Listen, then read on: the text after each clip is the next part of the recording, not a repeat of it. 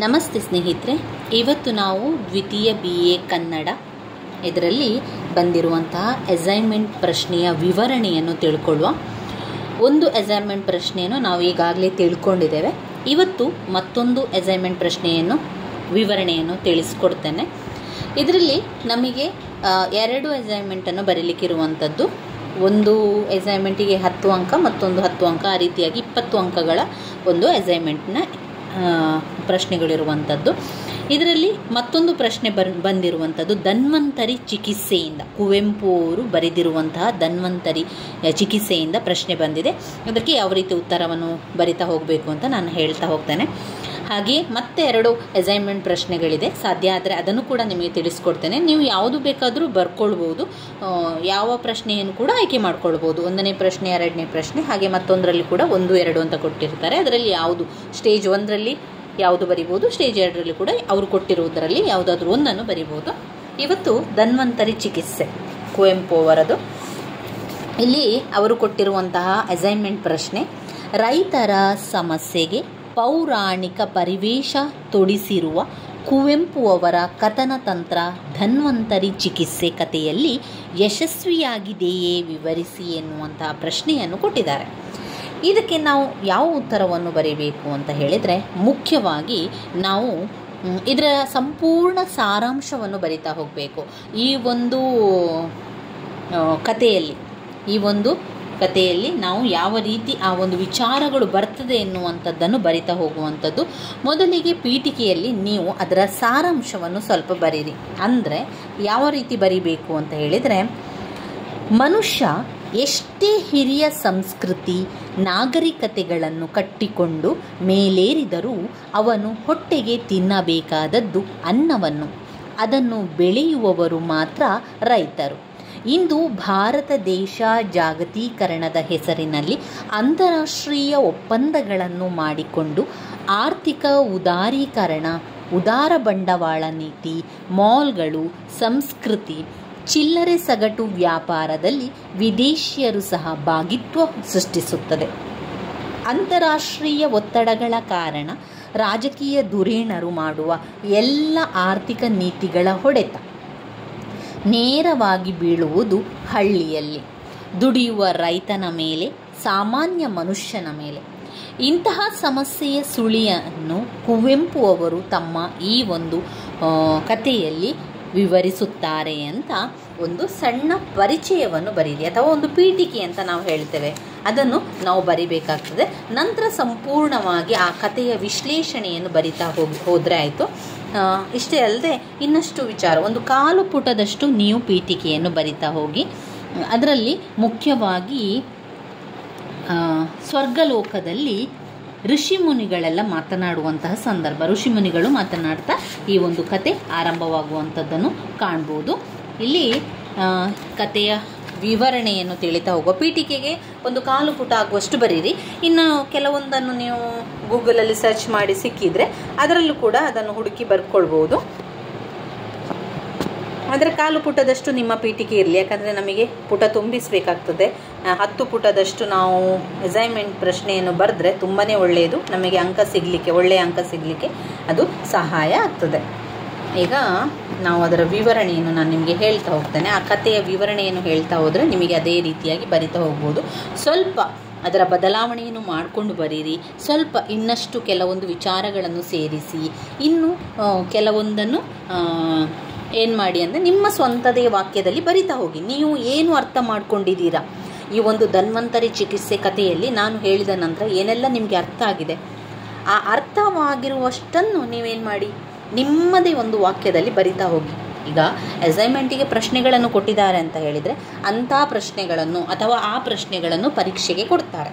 ಹೆಚ್ಚಿನ ಸಲ ಅವರು ಏನು ಮಾಡ್ತಾರೆ, ಕೆಲವೊಂದು ಅಸೈನ್ಮೆಂಟಿಗೆ ಕೊಟ್ಟಿರುವಂತಹ ಪ್ರಶ್ನೆಯನ್ನು ಪರೀಕ್ಷೆಯಲ್ಲೂ ಕೂಡ ಕೇಳ್ತಾರೆ. ಆದ್ದರಿಂದ ನೀವು ನಿಮ್ಮದೇ ಒಂದು ಯಾವ ರೀತಿ ನೀವು ಅರ್ಥ ಮಾಡ್ಕೊಂಡಿದ್ದೀರಿ ಆ ಕಥೆಯನ್ನು, ಅದೇ ರೀತಿಯಲ್ಲಿ ನಿಮ್ಮದೇ ವಿವರಣೆಯನ್ನು ಕೊಟ್ಟು ಬರೆದ್ರೆ ನಿಮಗೆ ಪರೀಕ್ಷೆಗೂ ಕೂಡ ತುಂಬಾ ಅನುಕೂಲ ಆಗ್ತದೆ. ಒಮ್ಮೆ ಈ ಒಂದು ಕಥೆ ನಿಮಗೆ ಅರ್ಥ ಆದರೆ ನಂತರ ಏನೂ ಕಷ್ಟ ಅಂತ ಅನಿಸೋದಿಲ್ಲ. ಇಲ್ಲಿ ನಾನು ನಿಮಗೆ ವಿಷಯವನ್ನು ಹೇಳ್ತಾ ಹೋಗ್ತಾನೆ. ಈ ಒಂದು ಧನ್ವಂತರಿಯ ಚಿಕಿತ್ಸೆ ಎನ್ನುವಂತಹ ಕತೆ ಸ್ವರ್ಗಲೋಕದಿಂದ ಕತೆ ಆರಂಭ ಆಗ್ತದೆ. ಅಂದರೆ ಸ್ವರ್ಗಲೋಕದಲ್ಲಿ ಎಲ್ಲ ಋಷಿ ಮುನಿಗಳು ಮಾತನಾಡ್ತಾ ಇರುವಂಥ ಸಂದರ್ಭದಲ್ಲಿ ವಿಶ್ವಾಮಿತ್ರನು ಸ್ವರ್ಗಲೋಕವಾದ ನಂದನವನದ ಒಂದು ಮೂಲೆಯಲ್ಲಿ ಕಲ್ಪವೃಕ್ಷದಿಂದ ಸ್ವಲ್ಪ ದೂರದಲ್ಲಿದ್ದ ಅನಾಮಧೇಯವಾದ ಮರವೊಂದರ ನೆರಳಿನಲ್ಲಿ ಶತಪಥ ಮಾಡುತ್ತಿರುತ್ತಾನೆ. ಎಲ್ಲರೂ ಅಂದರೆ ತುಂಬ ಜನ ಅಂದರೆ ಎಲ್ಲ ಋಷಿಮುನಿಗಳು ಅಲ್ಲಿ ಮಾತನಾಡ್ತಾ ಅಲ್ಲಿ ಜೊತೆಗೆ ಇರ್ತಾರೆ. ಅವರು ಮಾತನಾಡುವಂತಹ ಸಂದರ್ಭದಲ್ಲಿ ಏನಾಗ್ತದೆ ಅಂತ ಹೇಳಿದರೆ ಕೆಲವೊಂದು ವಿಷಯಗಳನ್ನು ಮಾತನಾಡ್ತಾ ಹೋಗ್ತಾರೆ. ಋಷಿಯಂತೆ ನಿಯಮಗಳನ್ನು ಪಾಲಿಸುವಂತಹ ದೊರೆ ರಾಜಶ್ರೀ, ಬ್ರಹ್ಮಶ್ರೀ, ಹೀಗೆ ಅನೇಕ ವಿಶ್ವಾಮಿತ್ರ, ಅನೇಕ ಋಷಿಮುನಿಗಳಿರ್ತಾರೆ. ಧನ್ವಂತರಿ ಎನ್ನುವಂಥ ಋಷಿ ವಿಶ್ವಾಮಿತ್ರನು ಗಂಭೀರವಾಗಿ ಚಿಂತಾಮಗ್ನನಾಗಿದ್ದನು. ಇಂಥ ಸಂದರ್ಭದಲ್ಲಿ ಮಾತನಾಡ್ತಾ ಇರುವಂಥ ಸಂದರ್ಭದಲ್ಲಿ ವಿಶ್ವಾಮಿತ್ರ ತುಂಬನೇ ಗಂಭೀರವಾಗಿ ಚಿಂತಾಮಗ್ನನಾಗಿ ಕುಳಿತಿರ್ತಾರೆ. ಹಾಗೆಯೇ ಕೊಂಚ ಉದ್ವಿಗ್ನರಾಗಿದ್ದರೂ ಕೂಡ ದೂರದಲ್ಲಿ ಅಮೋದ ಪ್ರಮೋದಗಳಲ್ಲಿ ಆಡಿ ಮೆರೆಯುತ್ತಿದ್ದ ದೇವವಿಲಾಸಿಗಳು, ವಿಲಾಸಿಯರು, ಕೋಟ್ಯಾಂತರ ಕಾಮನ ಬಿಲ್ಲುಗಳು ರಾಸಲೀಲೆಗಳಲ್ಲಿ ತೊಡಗಿದ್ದಂತೆ ಮೆದುಗಾಳಿಗೆ ತಲೆದೂಗಿ ಶೋಭಿಸುತ್ತಿದ್ದವು. ಇನ್ನು ಆ ಸ್ವರ್ಗಲೋಕದಲ್ಲಿ ಬೇರೆ ಬೇರೆ ರೀತಿಯ ಕೆಲಸ ಕಾರ್ಯಗಳು ಆಗ್ತಾ ಇತ್ತು. ಒಂದು ಕಡೆಯಲ್ಲಿ ಕೋಟ್ಯಾಂತರ ಕಾಮನ ಬಿಲ್ಲುಗಳೆಲ್ಲ ರಾಸಲೀಲೆಯಲ್ಲಿ ತೊಡಗಿದ್ದವು. ಈ ರೀತಿಯಾಗಿ ಎಲ್ಲ ಆಗ್ತಾ ಇತ್ತು. ಕಂಪಿಡುವ ಹೂ ತುಂಬಿದ ತರುಲತೆಗಳ ಮಧ್ಯೆ ರಂಬೆ, ಊರ್ವಶಿ, ತಿಲೋತ್ತಮೆ, ಮೇನಕ ಮೊದಲಾದವರು ಅಲ್ಲಿ ಇದ್ದರು, ಅರಸಿಯರು. ವಿಶ್ವಾಮಿತ್ರ ತನ್ನ ತಪಸ್ಸಿನ ಭಂಗಕ್ಕೆ ಕಾರಣಲಾದ ಮೇನಕೆಯನ್ನು ನೋಡಿ ವಿಶ್ವಾಮಿತ್ರನಿಗೆ ಮಹಾರೋಷ ಉಂಟಾಗ್ತದೆ. ಆದರೆ ಋಷಿ ಶಪಿಸಲಿಲ್ಲ. ಅಮೃತಪಾನದಿಂದ ಮದೋನ್ಮತ್ತರಾಗಿ ಅಶ್ಲೀಷತೆಯನ್ನು ಮೀರಿ ವರ್ತಿಸುತ್ತಿದ್ದ ಸ್ವರ್ಗ ನಿವಾಸಿಗಳನ್ನು ಜಿಗುಪ್ಸೆಯಿಂದ ಕಾಣುತ್ತಾ ಶತಪಥ ತಿರುಗುತ್ತಾ ಋಷಿ ವಿಶ್ವಾಮಿತ್ರ ಹೀಗೆ ಆಲೋಚಿಸುತ್ತಾನೆ. ಏನು ಸ್ವರ್ಗವೋ ಏನು, ಪಡಖಾನೆಗಿಂತಲೂ ಕಡೆಯಾಗಿ ಹೋಗಿದೆ. ನರಕದಲ್ಲಿಯಾದರೂ ಯಾತನೆಯ ಗಂಭೀರ್ಯವಿರುತ್ತದೆ.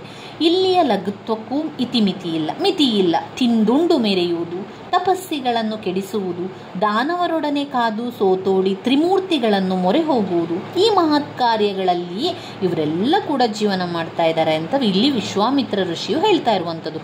ಯಾಕೆ ಅವರು ಈ ರೀತಿಯಾಗಿ ಮಾಡ್ತಾ ಇದ್ದಾರೆ? ಇದಕ್ಕಿಂತ ನರಕ ಆಗ್ಬೋದಿತ್ತು, ಅಥವಾ ಇದಕ್ಕಿಂತ ನರಕದಲ್ಲಿ ಆದರೂ ಕೂಡ ಒಂದು ಗಾಂಭೀರ್ಯ ಇರ್ತದೆ. ಆದರೆ ಈ ಸ್ವರ್ಗಲೋಕದಲ್ಲಿ ಅವರು ಯಾಕೆ ಈ ರೀತಿ ಮಾಡ್ತಾ ಇದ್ದಾರೆ ಅಂತ ಅಲ್ಲಿ ಅವರಿಗೆ ಇಷ್ಟ ಆಗುವುದಿಲ್ಲ ಈಗ ವಿಶ್ವಾಮಿತ್ರನಿಗೆ. ಹೀಗೆ ಯೋಚಿಸಿ ಕನಿಕರದಿಂದ ಕಿರುನಗೆ ಅಂದರೆ ನಗ್ತಾ ಅವರೇನು ಮಾಡ್ತಾರೆ, ದೇವಾಪ್ಸರೆಯರ ನೃತ್ಯವನ್ನು ಮೀರಿ, ಅಮರ ಗಾನದ ಘೋಷವನ್ನು ಮೀರಿ ಸುದೀರ್ಘವಾದ ಅತಿ ಕ್ಲೇಶಯುತವಾದ ಎದೆಯುರಿಯುವಂತಹ ನರಳು ದನಿ ಒಂದು ನಂದನ ನೆಲವನ್ನೇ ಬಿರಿದು ಮೂಡಿತೋ ಎಂಬಂತೆ ಕೇಳಿ ಬಂದಿತು. ನೋಡಿ, ಈಗ ಕತೆ ಆರಂಭ ಆಗ್ತದೆ. ಇಲ್ಲಿ ಆರಂಭದಲ್ಲಿ ಏನಾಗಿದೆ, ಸ್ವರ್ಗಲೋಕದಲ್ಲಿ ತುಂಬಾ ಋಷಿ ಮುನಿಯರೆಲ್ಲ ಇರ್ತಾರೆ. ಒಂದು ಇಮ್ಯಾಜಿನೇಷನಿಗೆ ಬನ್ನಿ, ಸ್ವರ್ಗಲೋಕ ಈಗ ಅಂತ ಇಟ್ಕೊಳ್ಳಿ. ಆ ಸ್ವರ್ಗಲೋಕದಲ್ಲಿ ಎಲ್ಲ ಋಷಿಗಳಿದ್ದಾರೆ. ಯಾರೆಲ್ಲ ಋಷಿ? ನಮಗೆ ಗೊತ್ತಿರುವಂಥ ಋಷಿಗಳು ವಿಶ್ವಾಮಿತ್ರ, ಆಮೇಲೆ ಬ್ರಹ್ಮರ್ಷಿ, ಈ ರೀತಿಯಾಗಿ ತುಂಬ ಋಷಿಮುನಿಗಳು ಅಂತ ಬರೀರಿ. ಬ್ರಹ್ಮಜ್ಞಾನಿಯಾದಂಥ ಋಷಿ, ಬೇರೆ ಬೇರೆ ವಿಚಾರಗಳನ್ನು ಹೊಂದಿರುವಂಥ ಋಷಿಗಳು, ಬೇರೆ ಬೇರೆ ಋಷಿಗಳು ಅಲ್ಲಿ ಇರ್ತಾರೆ. ಅವರವರ ಕೆಲಸ ಕಾರ್ಯಗಳಲ್ಲಿ ಮಗ್ನನಾಗಿರುತ್ತಾರೆ. ಒಂದು ಕಡೆಯಲ್ಲಿ ಕಾಮನ ಬಿಲ್ಲು, ಒಂದು ಕಡೆಯಲ್ಲಿ ಆ ಒಂದು ಕಾಮನ ಬಿಲ್ಲುಗಳು ರಾಸಲೀಲೆಯಲ್ಲಿ ತೊಡಗಿರುವಂಥದ್ದು, ಇನ್ನೊಂದು ಕಡೆ ಮೇನಕೆ, ಅಪ್ಸರೆ ಇವರೆಲ್ಲ ನೃತ್ಯ ಮಾಡುವಂಥದ್ದು, ಅಲ್ಲಿ ಊರ್ವಶಿ, ರಂಬೆ, ಮೇನಕೆ ಅವರೆಲ್ಲ ನೃತ್ಯ ಮಾಡುವಂಥದ್ದು. ಈ ರೀತಿಯಾಗೆಲ್ಲ ಬೊಬ್ಬೆ ಹೊಡ್ಕೊಂಡು ಮಾತನಾಡಿಕೊಂಡು ತುಂಬಾ ಖುಷಿಯಲ್ಲಿದ್ದಾರೆ. ಇದನ್ನು ಕಂಡಂಥ ವಿಶ್ವಾಮಿತ್ರನಿಗೆ ಅನಿಸ್ತದೆ, ಅಯ್ಯೋ ಯಾಕೆ ಈ ರೀತಿ ಆಡ್ತಾ ಇದ್ದಾರೆ ಇವರೆಲ್ಲ, ಇವರಿಗೆ ಒಂದು ಸ್ವಲ್ಪ ಗಾಂಭೀರ್ಯ ಕೂಡ ಇಲ್ಲ. ಇದಕ್ಕಿಂತ ನರಕದಲ್ಲಿ ಆದರೂ ಸ್ವಲ್ಪ ಗಾಂಭೀರ್ಯದಿಂದ ಇರ್ತಾರೆ. ಇದೇನು ಸ್ವರ್ಗಲೋಕವೋ ಅಥವಾ ಪಡಖಾನೆಯೋ, ಈ ರೀತಿಯಾಗಿ ಯಾಕೆ ಮಾಡ್ತಾ ಇದ್ದಾರೆ ಅಂತ ಎನ್ನುವಂಥ ಒಂದು ಮಾತುಗಳನ್ನು ವಿಶ್ವಾಮಿತ್ರ ಹೇಳ್ತಾರೆ. ಅದಾದ ನಂತರ ಆಯಿತು, ಅವರು ಅಷ್ಟೇನು ಅದನ್ನು ಯೋಚನೆ ಮಾಡೋದಿಲ್ಲ. ಅದಾದ ನಂತರ ಅಪ್ಸರೆಯರೆಲ್ಲ ನೃತ್ಯ ಮಾಡಲಿಕ್ಕೆ ಆರಂಭ ಮಾಡ್ತಾರೆ. ಎಲ್ಲ ನೃತ್ಯಗಳನ್ನು ನೋಡಿಕೊಂಡು ಖುಷಿಯಾಗಿರ್ತಾರೆ. ಆ ನೃತ್ಯದ ಸೌಂಡುಗಳ ನಡುವೆ, ಆ ನೃತ್ಯದ ಸ್ವರದ ನಡುವೆಯೂ ಈಗ ವಿಶ್ವಾಮಿತ್ರರಿಗೆ ಒಂದು ಸ್ವರ ಕೇಳಿ ಬರ್ತದೆ. ಏನು ಸ್ವರ ಕೇಳ್ತದೆ? ಒಂದು ರೀತಿಯ ಎದೆ ಉರಿ, ಒಂದು ರೀತಿಯ ನರಳಾಡುವಂತಹ ಧ್ವನಿ, ಒಂದು ರೀತಿಯ ನೆಲವನ್ನೇ ಬಿರಿದು ಮೂಡಿಸುವಂತಹ ಒಂದು ಶಬ್ದ.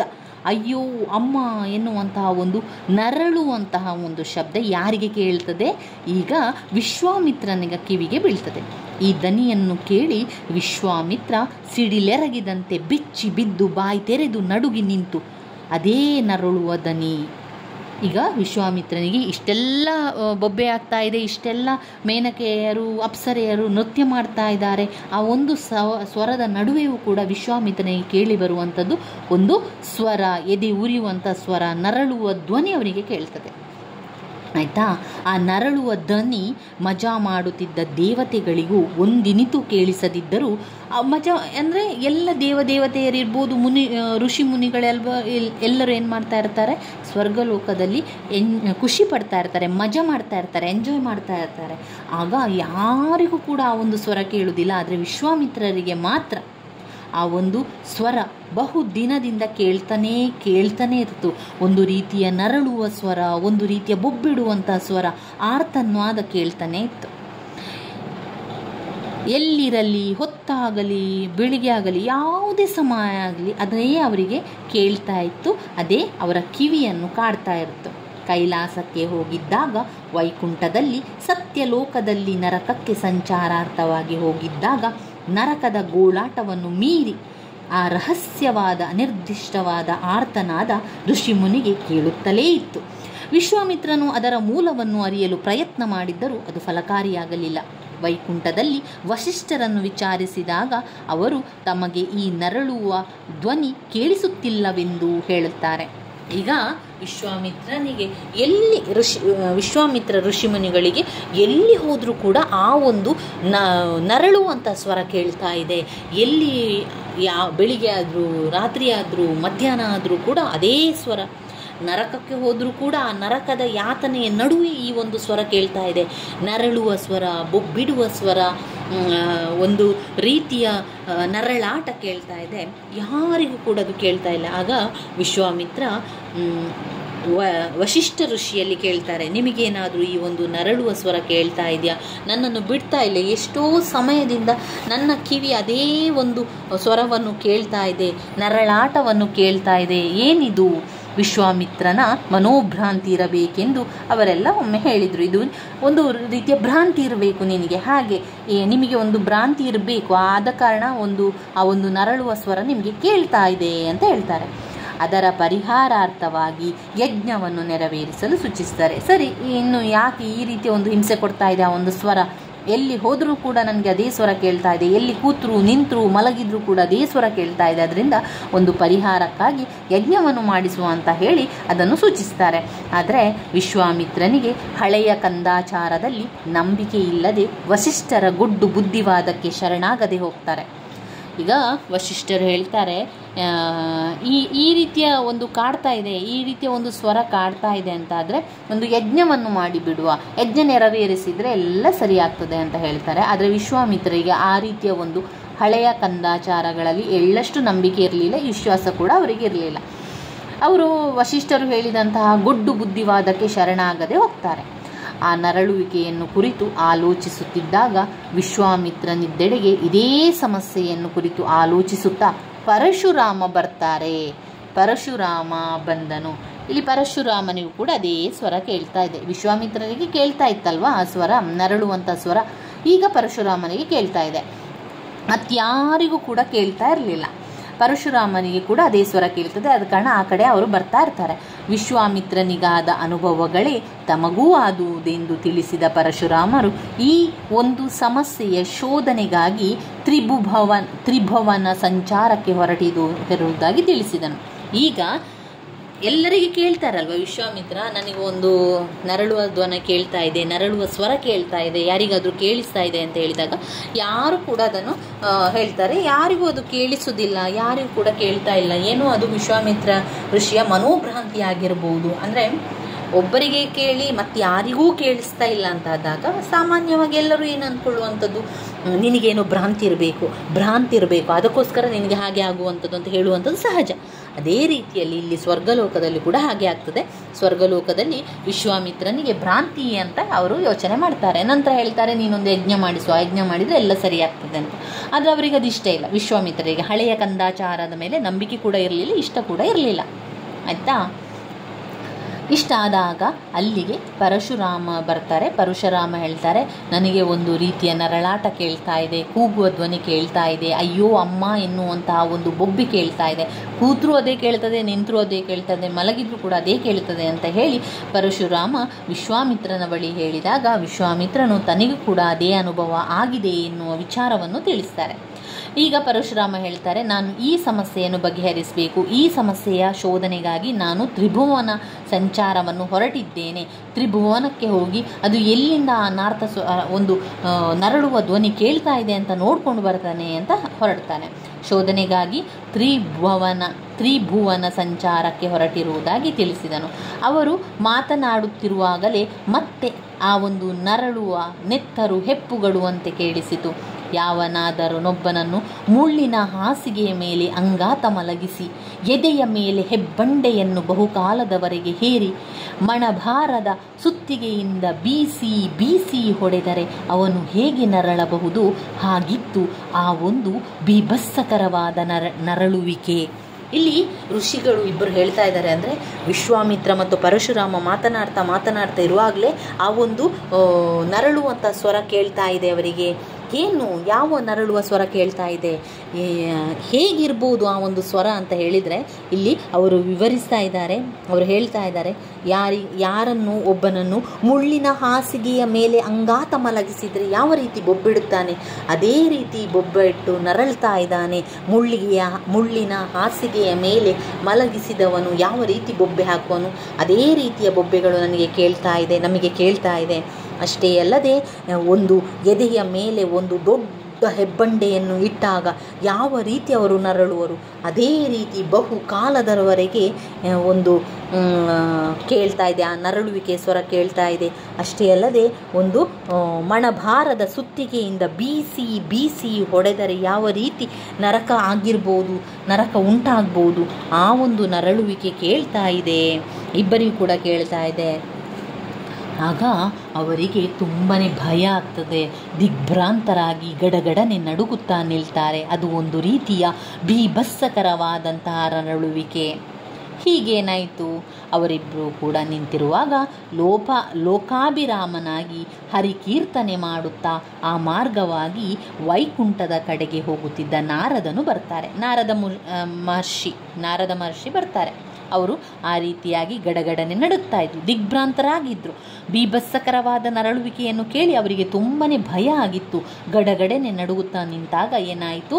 ಅಲ್ಲಿಗೆ ವೈಕುಂಠದ ಕಡೆಗೆ ಹೋಗ್ತಾ ಇದ್ದಂತಹ ನಾರದ ಋಷಿಮುನಿಗಳು ಬಂದು ಅಲ್ಲಿ ಬರ್ತಾರೆ. ಅವರು ಮಾತನಾಡುವಂಥ ಸಂದರ್ಭದಲ್ಲಿ, ಭಯಪಟ್ಟಂತಹ ಸಂದರ್ಭದಲ್ಲಿ ಅಲ್ಲಿಗೆ ಬರ್ತಾರೆ. ಋಷಿಗಳಿಬ್ಬರೇ ಆ ನರಳುವಿಕೆಯನ್ನು ಕುರಿತು ನಾರದ ಮಹರ್ಷಿಯಲ್ಲಿ ಕೇಳ್ತಾರೆ. ನಾರದನ ಮುಖದಲ್ಲಿ ಕಿರುನಗೆ, ಕಣ್ಣಲ್ಲಿ ನೀರು ಸುರಿದವು. ಈ ಪರಸ್ಪರ ವಿರುದ್ಧ ಭಾವವನ್ನು ಕಂಡು ಪರಶುರಾಮ ವಿಶ್ವಾಮಿತ್ರರಿಬ್ಬರೂ ಬೆಕ್ಕಸ ಬೆರಗಾದರು. ನಾರದರು, ಈ ನರಳುವ ಧ್ವನಿ ಬಹುಕಾಲದಿಂದಲೂ ನನಗೂ ಕೇಳಿಸುತ್ತಿದೆ. ಕೇಳಿದಾಗಲೆಲ್ಲ ನನ್ನೆದೆ ನಡುಗುತ್ತದೆ, ಜೀವ ಹಿಂಡಿದಂತಾಗುತ್ತದೆ. ಇದಕ್ಕೆ ಕಾರಣ ನನಗೂ ಸರಿಯಾಗಿ ಗೊತ್ತಿಲ್ಲ. ಅದು ಬರುವುದಂತೂ ಭೂಲೋಕದಿಂದ ಎಂಬುದಾಗಿ ಚೆನ್ನಾಗಿ ಗೊತ್ತು ಎಂದು ತಿಳಿಸಿ ನಾರದ ಗಾನಗೈಯುತ್ತಾ ಹೊರಟು ಹೋಗುತ್ತಾನೆ. ನೋಡಿ, ಈಗ ವಿಶ್ವಾಮಿತ್ರ ಮತ್ತು ಪರಶುರಾಮರಿಗೆ ಯಾರು ಐಡಿಯಾ ಕೊಡ್ತಾರೆ? ಒಂದು ರೀತಿಯ ಕ್ಲೂ ಕೊಡ್ತಾರೆ. ನೋಡಿ, ನನಗೂ ಕೂಡ ಅದೇ ಸ್ವರ ಕೇಳ್ತಾ ಇದೆ. ಮೊದಲಿಗೆ ಯಾರಿಗೆ ಕೇಳ್ತಾ ಇತ್ತು? ಬರೀ ವಿಶ್ವಾಮಿತ್ರ ಋಷಿಗೆ ಮಾತ್ರ ಒಂದು ನರಳುವಂಥ ಸ್ವರ ಕೇಳ್ತಾ ಇತ್ತು. ಮತ್ತು ಸ್ವರ್ಗಲೋಕದಲ್ಲಿರುವಂಥ ಯಾರಿಗೂ ಕೂಡ ಆ ಸ್ವರ ಕೇಳ್ತಾ ಇರಲಿಲ್ಲ. ನೃತ್ಯ ಮಾಡುವಾಗ ಇರ್ಬೋದು, ದೊಡ್ಡ ದೊಡ್ಡ ಸ್ವರಗಳು ಬರುವಾಗ ಕೂಡ ಒಂದು ಸ್ವರ ಕೇಳ್ತಾ ಇರಲಿಲ್ಲ. ಆದರೆ ವಿಶ್ವಾಮಿತ್ರ ಋಷಿಗಳಿಗೆ ಎಲ್ಲಿ ಕೂತ್ರು, ನಿಂತರು, ಮಲಗಿದ್ರು, ಎಲ್ಲಿ ಕೂಡ ಅವರಿಗೆ ಅದೇ ಸ್ವರ ಕೇಳ್ತಾ ಇತ್ತು. ಆದರೆ ಬೇರೆ ಯಾರಿಗೂ ಕೇಳ್ತಾ ಇರಲಿಲ್ಲ. ಅದಾದ ನಂತರ ಅದನ್ನು ಅವರು ಯೋಚನೆ ಮಾಡ್ತಾ ಕೂತ್ಕೊಂಡಾಗ ಪರಶುರಾಮರು ಬರ್ತಾರೆ. ಪರಶುರಾಮರು ಬಂದು ಮಾತನಾಡ್ತಾ, ನನಗೆ ಒಂದು ರೀತಿಯ ನರಳುವ ಧ್ವನಿ ಕೇಳ್ತಾ ಇದೆ, ಅದಕ್ಕೆ ಪರಿಹಾರ ಮಾಡಬೇಕು, ಎಲ್ಲಿ ಮಾಡುವಂಥದ್ದು ಅಂತ ಅವರು ಯೋಚನೆ ಮಾಡ್ತಾ ಇರ್ತಾರೆ. ಅದಕ್ಕಿಂತ ಮೊದಲು ವಿಶ್ವಾಮಿತ್ರರು ವಶಿಷ್ಠ ಋಷಿಗಳಲ್ಲಿ ಹೇಳಿದಾಗ ಅವರು ಹೇಳ್ತಾರೆ, ಇದು ಒಂದು ರೀತಿಯ ನಿಮ್ಮ ಮನೋರೋಗ ಇರ್ಬೋದು, ಮನೋಭ್ರಾಂತಿ ಇರ್ಬೋದು ಅಂತ ಹೇಳ್ತಾರೆ. ಆದರೂ ಕೂಡ ಒಂದು ಯಜ್ಞವನ್ನು ಮಾಡಿಸಿ ಆಗ ಸರಿ ಹೋಗ್ತದೆ ಅಂತ ಹೇಳ್ತಾರೆ. ಆದರೆ ಯಾವ ಕಾರಣಕ್ಕೂ ಕೂಡ ವಿಶ್ವಾಮಿತ್ರ ಒಪ್ಪುವುದಿಲ್ಲ. ವಿಶ್ವಾಮಿತ್ರರಿಗೆ ಹಳೆಯ ಕಂದಾಚಾರದಲ್ಲಿ ನಂಬಿಕೆ ಇರಲಿಲ್ಲ. ಅವರು ಮಾಡಿಸೋದಿಲ್ಲ. ಅವರು ಈ ರೀತಿಯಾಗಿ ಅದರ ಬಗ್ಗೆ ಯೋಚನೆ ಮಾಡ್ತಾ ಇರಬೇಕಾದ್ರೆ ಅಲ್ಲಿಗೆ ಪರಶುರಾಮರು ಬರ್ತಾರೆ. ಪರಶುರಾಮ ಬಂದು ಹೇಳ್ತಾರೆ, ನನಗೆ ಒಂದು ರೀತಿಯ ನರಕದ ಸ್ವರ ಕೇಳ್ತಾ ಇದೆ, ಒಂದು ರೀತಿಯ ಬೊಬ್ಬಿಡುವಂಥ ಸ್ವರ ಕೇಳ್ತಾ ಇದೆ, ನರಳುವ ಧ್ವನಿ ನನಗೆ ಕೇಳ್ತಾ ಇದೆ. ಕೂತ್ರು, ನಿಂತರು, ಮಲಗಿದ್ರು, ಪ್ರತಿ ಕ್ಷಣದಲ್ಲೂ ಕೂಡ ನರಳುವ ಧ್ವನಿ ನನಗೆ ಕೇಳ್ತಾ ಇದೆ. ಅದಕ್ಕೆ ನಾನು ಕಂಡುಹಿಡಿಬೇಕು, ಅದನ್ನು ಪರಿಶೀಲಿಸಬೇಕು, ಅದರ ಸಮಸ್ಯೆಯನ್ನು ಬಗೆಹರಿಸಬೇಕು ಅಂತ ಹೊರಟಿದ್ದೇನೆ ಅಂತ ಹೇಳಿದಾಗ ವಿಶ್ವಾಮಿತ್ರನಿಗೆ ಆಶ್ಚರ್ಯ ಕೂಡ ಆಗ್ತದೆ. ವಿಶ್ವಾಮಿತ್ರ ಹೇಳ್ತಾರೆ, ಹೌದಾ, ನಿಮಗೂ ಕೂಡ ಕೇಳಿಸ್ತಾ ಇದೆ? ನನಗೆ ಅವತ್ತಿನಿಂದ ಕೇಳಿಸ್ತಾ ಇದೆ, ನನಗೆ ಈಗ ಏನು ಕೂಡ ಮಾಡಲಿಕ್ಕೆ ಆಗ್ತಾ ಇಲ್ಲ, ಇದೇ ಒಂದು ಸ್ವರ, ನರಳುವ ವೇದನೆ ನನಗೆ ಕೇಳಿಸ್ತಾ ಇರುವಂಥದ್ದು, ಮತ್ತು ಯಾರಿಗೂ ಕೇಳಿಸ್ತಾ ಇಲ್ಲ ಅಂತ ಹೇಳಿದಾಗ ಪರಶುರಾಮ ಹೇಳ್ತಾರೆ, ಇಲ್ಲ ನನಗೆ ಕೇಳಿಸ್ತಾ ಇತ್ತು, ಅದರಿಂದ ಅದರ ಸಮಸ್ಯೆಯನ್ನು ಬಗೆಹರಿಸಲಿಕ್ಕೆ ಅಂತ ನಾನು ಹೊರಟಿದ್ದೇನೆ ಅಂತ ಹೇಳ್ತಾನೆ. ಅದಾದ ನಂತರ ಅಷ್ಟೊತ್ತಿಗಾಗಲೇ ಅವರಿಗೆ ಮತ್ತೊಮ್ಮೆ ಆ ಒಂದು ನರಳುವ ಸ್ವರ ಇಬ್ಬರಿಗೂ ಕೂಡ ಕೇಳ್ತದೆ. ಆ ಒಂದು ಸ್ವರ ಯಾವ ರೀತಿ ಇತ್ತು ಅಂತ ಹೇಳಿದರೆ, ಒಬ್ಬನನ್ನು ಮುಳ್ಳಿನ ಹಾಸಿಗೆಯ ಮೇಲೆ ಮಲಗಿಸಿದರೆ ಯಾವ ರೀತಿ ಆಗ್ಬೋದು, ಯಾವ ರೀತಿ ಬೊಬ್ಬಿಡುವನು ಅದೇ ರೀತಿಯಲ್ಲಿ ನರಳ್ತಾ ಇದ್ದ. ಒಬ್ಬನಿಗೆ ಒಂದು ಎದೆಯ ಮೇಲೆ ದೊಡ್ಡ ಬಂಡೆಯನ್ನೇ ತುಂಬ ದಿವಸ ಕಾಲ ಇಟ್ಟರೆ ಹೇಗೆ ಅದೇ ರೀತಿ ಸ್ವರ ಬರ್ತಾ ಇತ್ತು. ಸುತ್ತಿಗೆಯಿಂದ ಬೀಸಿ ಬೀಸಿ ಹೊಡೆದರೆ ಯಾವ ರೀತಿ ನರಳ್ಬೋದು ಅದೇ ರೀತಿಯ ನರಳುವ ಭಾವನೆ ನಮಗೆ ಕೇಳ್ತಾ ಇದೆ. ಇದೊಂದು ಭೀಭತ್ಸಕರವಾದ ನರಳುವಿಕೆ ಅಂತ ಹೇಳಿ ಅವರು ಗಡಗಡನೆ ನಡುತ್ತಾರೆ. ಅಂಥ ಸಂದರ್ಭದಲ್ಲಿ ಅಲ್ಲಿಗೆ ನಾರದ ಮುನಿಗಳು ಬರ್ತಾ ಇರ್ತಾರೆ, ಹಾಡನ್ನು ಹಾಡ್ತಾ ಬರ್ತಾ ಇರ್ತಾರೆ. ಅವರು ವೈಕುಂಠಕ್ಕೆ ಹೋಗುವಂತಹ ಸಂದರ್ಭದಲ್ಲಿ ಅವರು ನಾರದ ಮಹರ್ಷಿಯನ್ನು ಮಾತನಾಡಿಸಿ ಹೇಳ್ತಾರೆ, ನೋಡಿ ನಾರದ ಮುನಿಗಳೇ, ನಮಗಿಬ್ಬರಿಗೂ ಕೂಡ ಒಂದು ನರಳುವ ಸ್ವರ, ಯಾತನೆ ಪಡಿಸುವಂಥ ಸ್ವರ, ನರಳುವ ಧ್ವನಿ ಒಂದು ಕೇಳ್ತಾ ಇದೆ, ಅದು ಎಲ್ಲಿಂದ ಬರ್ತಾ ಇದೆ ಅಂತ ಅರ್ಥ ಆಗ್ತಾ ಇಲ್ಲ ನಮಗೆ ಅಂತ ಹೇಳಿದಾಗ ಅವರು ನಾರದರು ಕೂಡ ತುಂಬಾ ಆಶ್ಚರ್ಯಪಡ್ತಾರೆ. ಅವರಿಗೆ ಅದು ಯಾವತ್ತಿಂದ ಕೇಳ್ತಾ ಇತ್ತು, ನರಳುವ ಧ್ವನಿ ಬಹುಕಾಲದಿಂದ ಕೇಳಿಸ್ತಾ ಇತ್ತು. ಕೇಳಿದಾಗಲೆಲ್ಲ ನನ್ನೆದೆ ಒಂದು ರೀತಿಯ ನಡುಕ ಉಂಟಾಗ್ತದೆ, ಜೀವ ಹಿಂಡಿದಂತಾಗ್ತದೆ. ಇದಕ್ಕೆ ಕಾರಣ ನನಗೂ ಕೂಡ ಸರಿಯಾಗಿ ಗೊತ್ತಿಲ್ಲ. ಆದರೆ ಈ ಒಂದು ಸ್ವರ ಎಲ್ಲಿಂದ ಬರ್ತದೆ ಅಂತ ಹೇಳಿದರೆ, ಈ ಒಂದು ಸ್ವರ ಬರುವಂಥದ್ದು ಭೂಲೋಕದಿಂದ, ಅದು ಅಂತೂ ನನಗೆ ಚೆನ್ನಾಗಿ ಗೊತ್ತಿದೆ ಅಂತ ಹೇಳಿ ನಾರದರು ಪದ್ಯವನ್ನು ಹಾಡ್ತಾ ಅಲ್ಲಿಂದ ಹೊರಟು ಹೋಗ್ತಾರೆ. ಈಗ ಅವರಿಗೊಂದು ಕ್ಲೂ ಸಿಕ್ಕಿತಲ್ವಾ, ವಿಶ್ವಾಮಿತ್ರ ಮತ್ತು ಪರಶುರಾಮರಿಗೆ ಇಬ್ಬರಿಗೂ ಕೂಡ ಒಂದು ಕ್ಲೂ ಸಿಕ್ಕಿತು. ಇದು ಮುಖ್ಯವಾಗಿ ಬರುವಂಥದ್ದು ಭೂಲೋಕದಿಂದ ಅಂತ ಅವರಿಗೆ ಗೊತ್ತಾಯ್ತು. ಈಗ ಇನ್ನೇನು ಮಾಡುವಂಥದ್ದು, ಇನ್ನು ಈ ಒಂದು ಸಮಸ್ಯೆಗೆ ಪರಿಹಾರ ಮಾಡಬೇಕು ಅಂತ ಹೇಳಿದರೆ ಭೂಲೋಕಕ್ಕೆ ಹೊರಡುವ, ನಾವು ಭೂಲೋಕದಲ್ಲಿ ಏನಾಗ್ತಾ ಇದೆ, ಯಾವ ಕಾರಣದಿಂದಾಗಿ ಹೀಗೆ ಬರ್ತಾ ಇದೆ ಅಂತ ನೋಡುವ ಅಂತ ಹೇಳಿ ಹೊರಡ್ತಾರೆ. ಮಹರ್ಷಿಗಳಿಬ್ಬರು ನರವೇಷವನ್ನು ಧರಿಸಿ ಆ ನರಳುವಿಕೆ ಎಲ್ಲಿಂದ ಬರುತ್ತಿದೆ ಎಂದು ತಿಳಿಯಲು ಭೂಲೋಕದ ಕಡೆಗೆ ವೇಗವಾಗಿ ಸಾಗಿ ಬರುತ್ತಾರೆ. ನೋಡಿ, ಈಗ ವಿಶ್ವಾಮಿತ್ರ ಮತ್ತು ಪರಶುರಾಮ ಭೂಮಿಗೆ ತೆರಳುತ್ತಾ ಇದ್ದಾರೆ. ವೇಷವನ್ನು ಮರೆಸಿಕೊಂಡು, ಅವರ ಋಷಿಮುನಿಗಳ ವೇಷವನ್ನು ಮರೆಸಿಕೊಂಡು ಭೂಮಿಗೆ ಹೋಗ್ತಾ ಇದ್ದಾರೆ. ವೇಗವಾಗಿ ಸಾಗಿ ಬರುತ್ತಾರೆ. ಭೂಲೋಕವನ್ನು ಸಮೀಪಿಸುತ್ತಿದ್ದಂತೆ ವಿಶ್ವಾಮಿತ್ರ ಪರಶುರಾಮರಿಬ್ಬರು ಆಶ್ಚರ್ಯದಿಂದ ದಂಗು ಬಡಿದು ನಿಲ್ತಾರೆ. ಯಾಕೆ, ಏನಾಯಿತು ಅವರಿಗೆ ಅಂತ ಹೇಳಿದರೆ, ಹಿಂದೆ ಅವರಿದ್ದ ಕಾಲದ ಭೂಮಿಗೂ ಈಗಿನ ಕಾಲದ ಭೂಮಿಗೂ ಗುರುತಿಸಲು ಸಾಧ್ಯವಾಗದಷ್ಟು ವ್ಯತ್ಯಾಸ ಕಂಡು ಬರ್ತಾ ಇದೆ ಅವರಿಗೆ.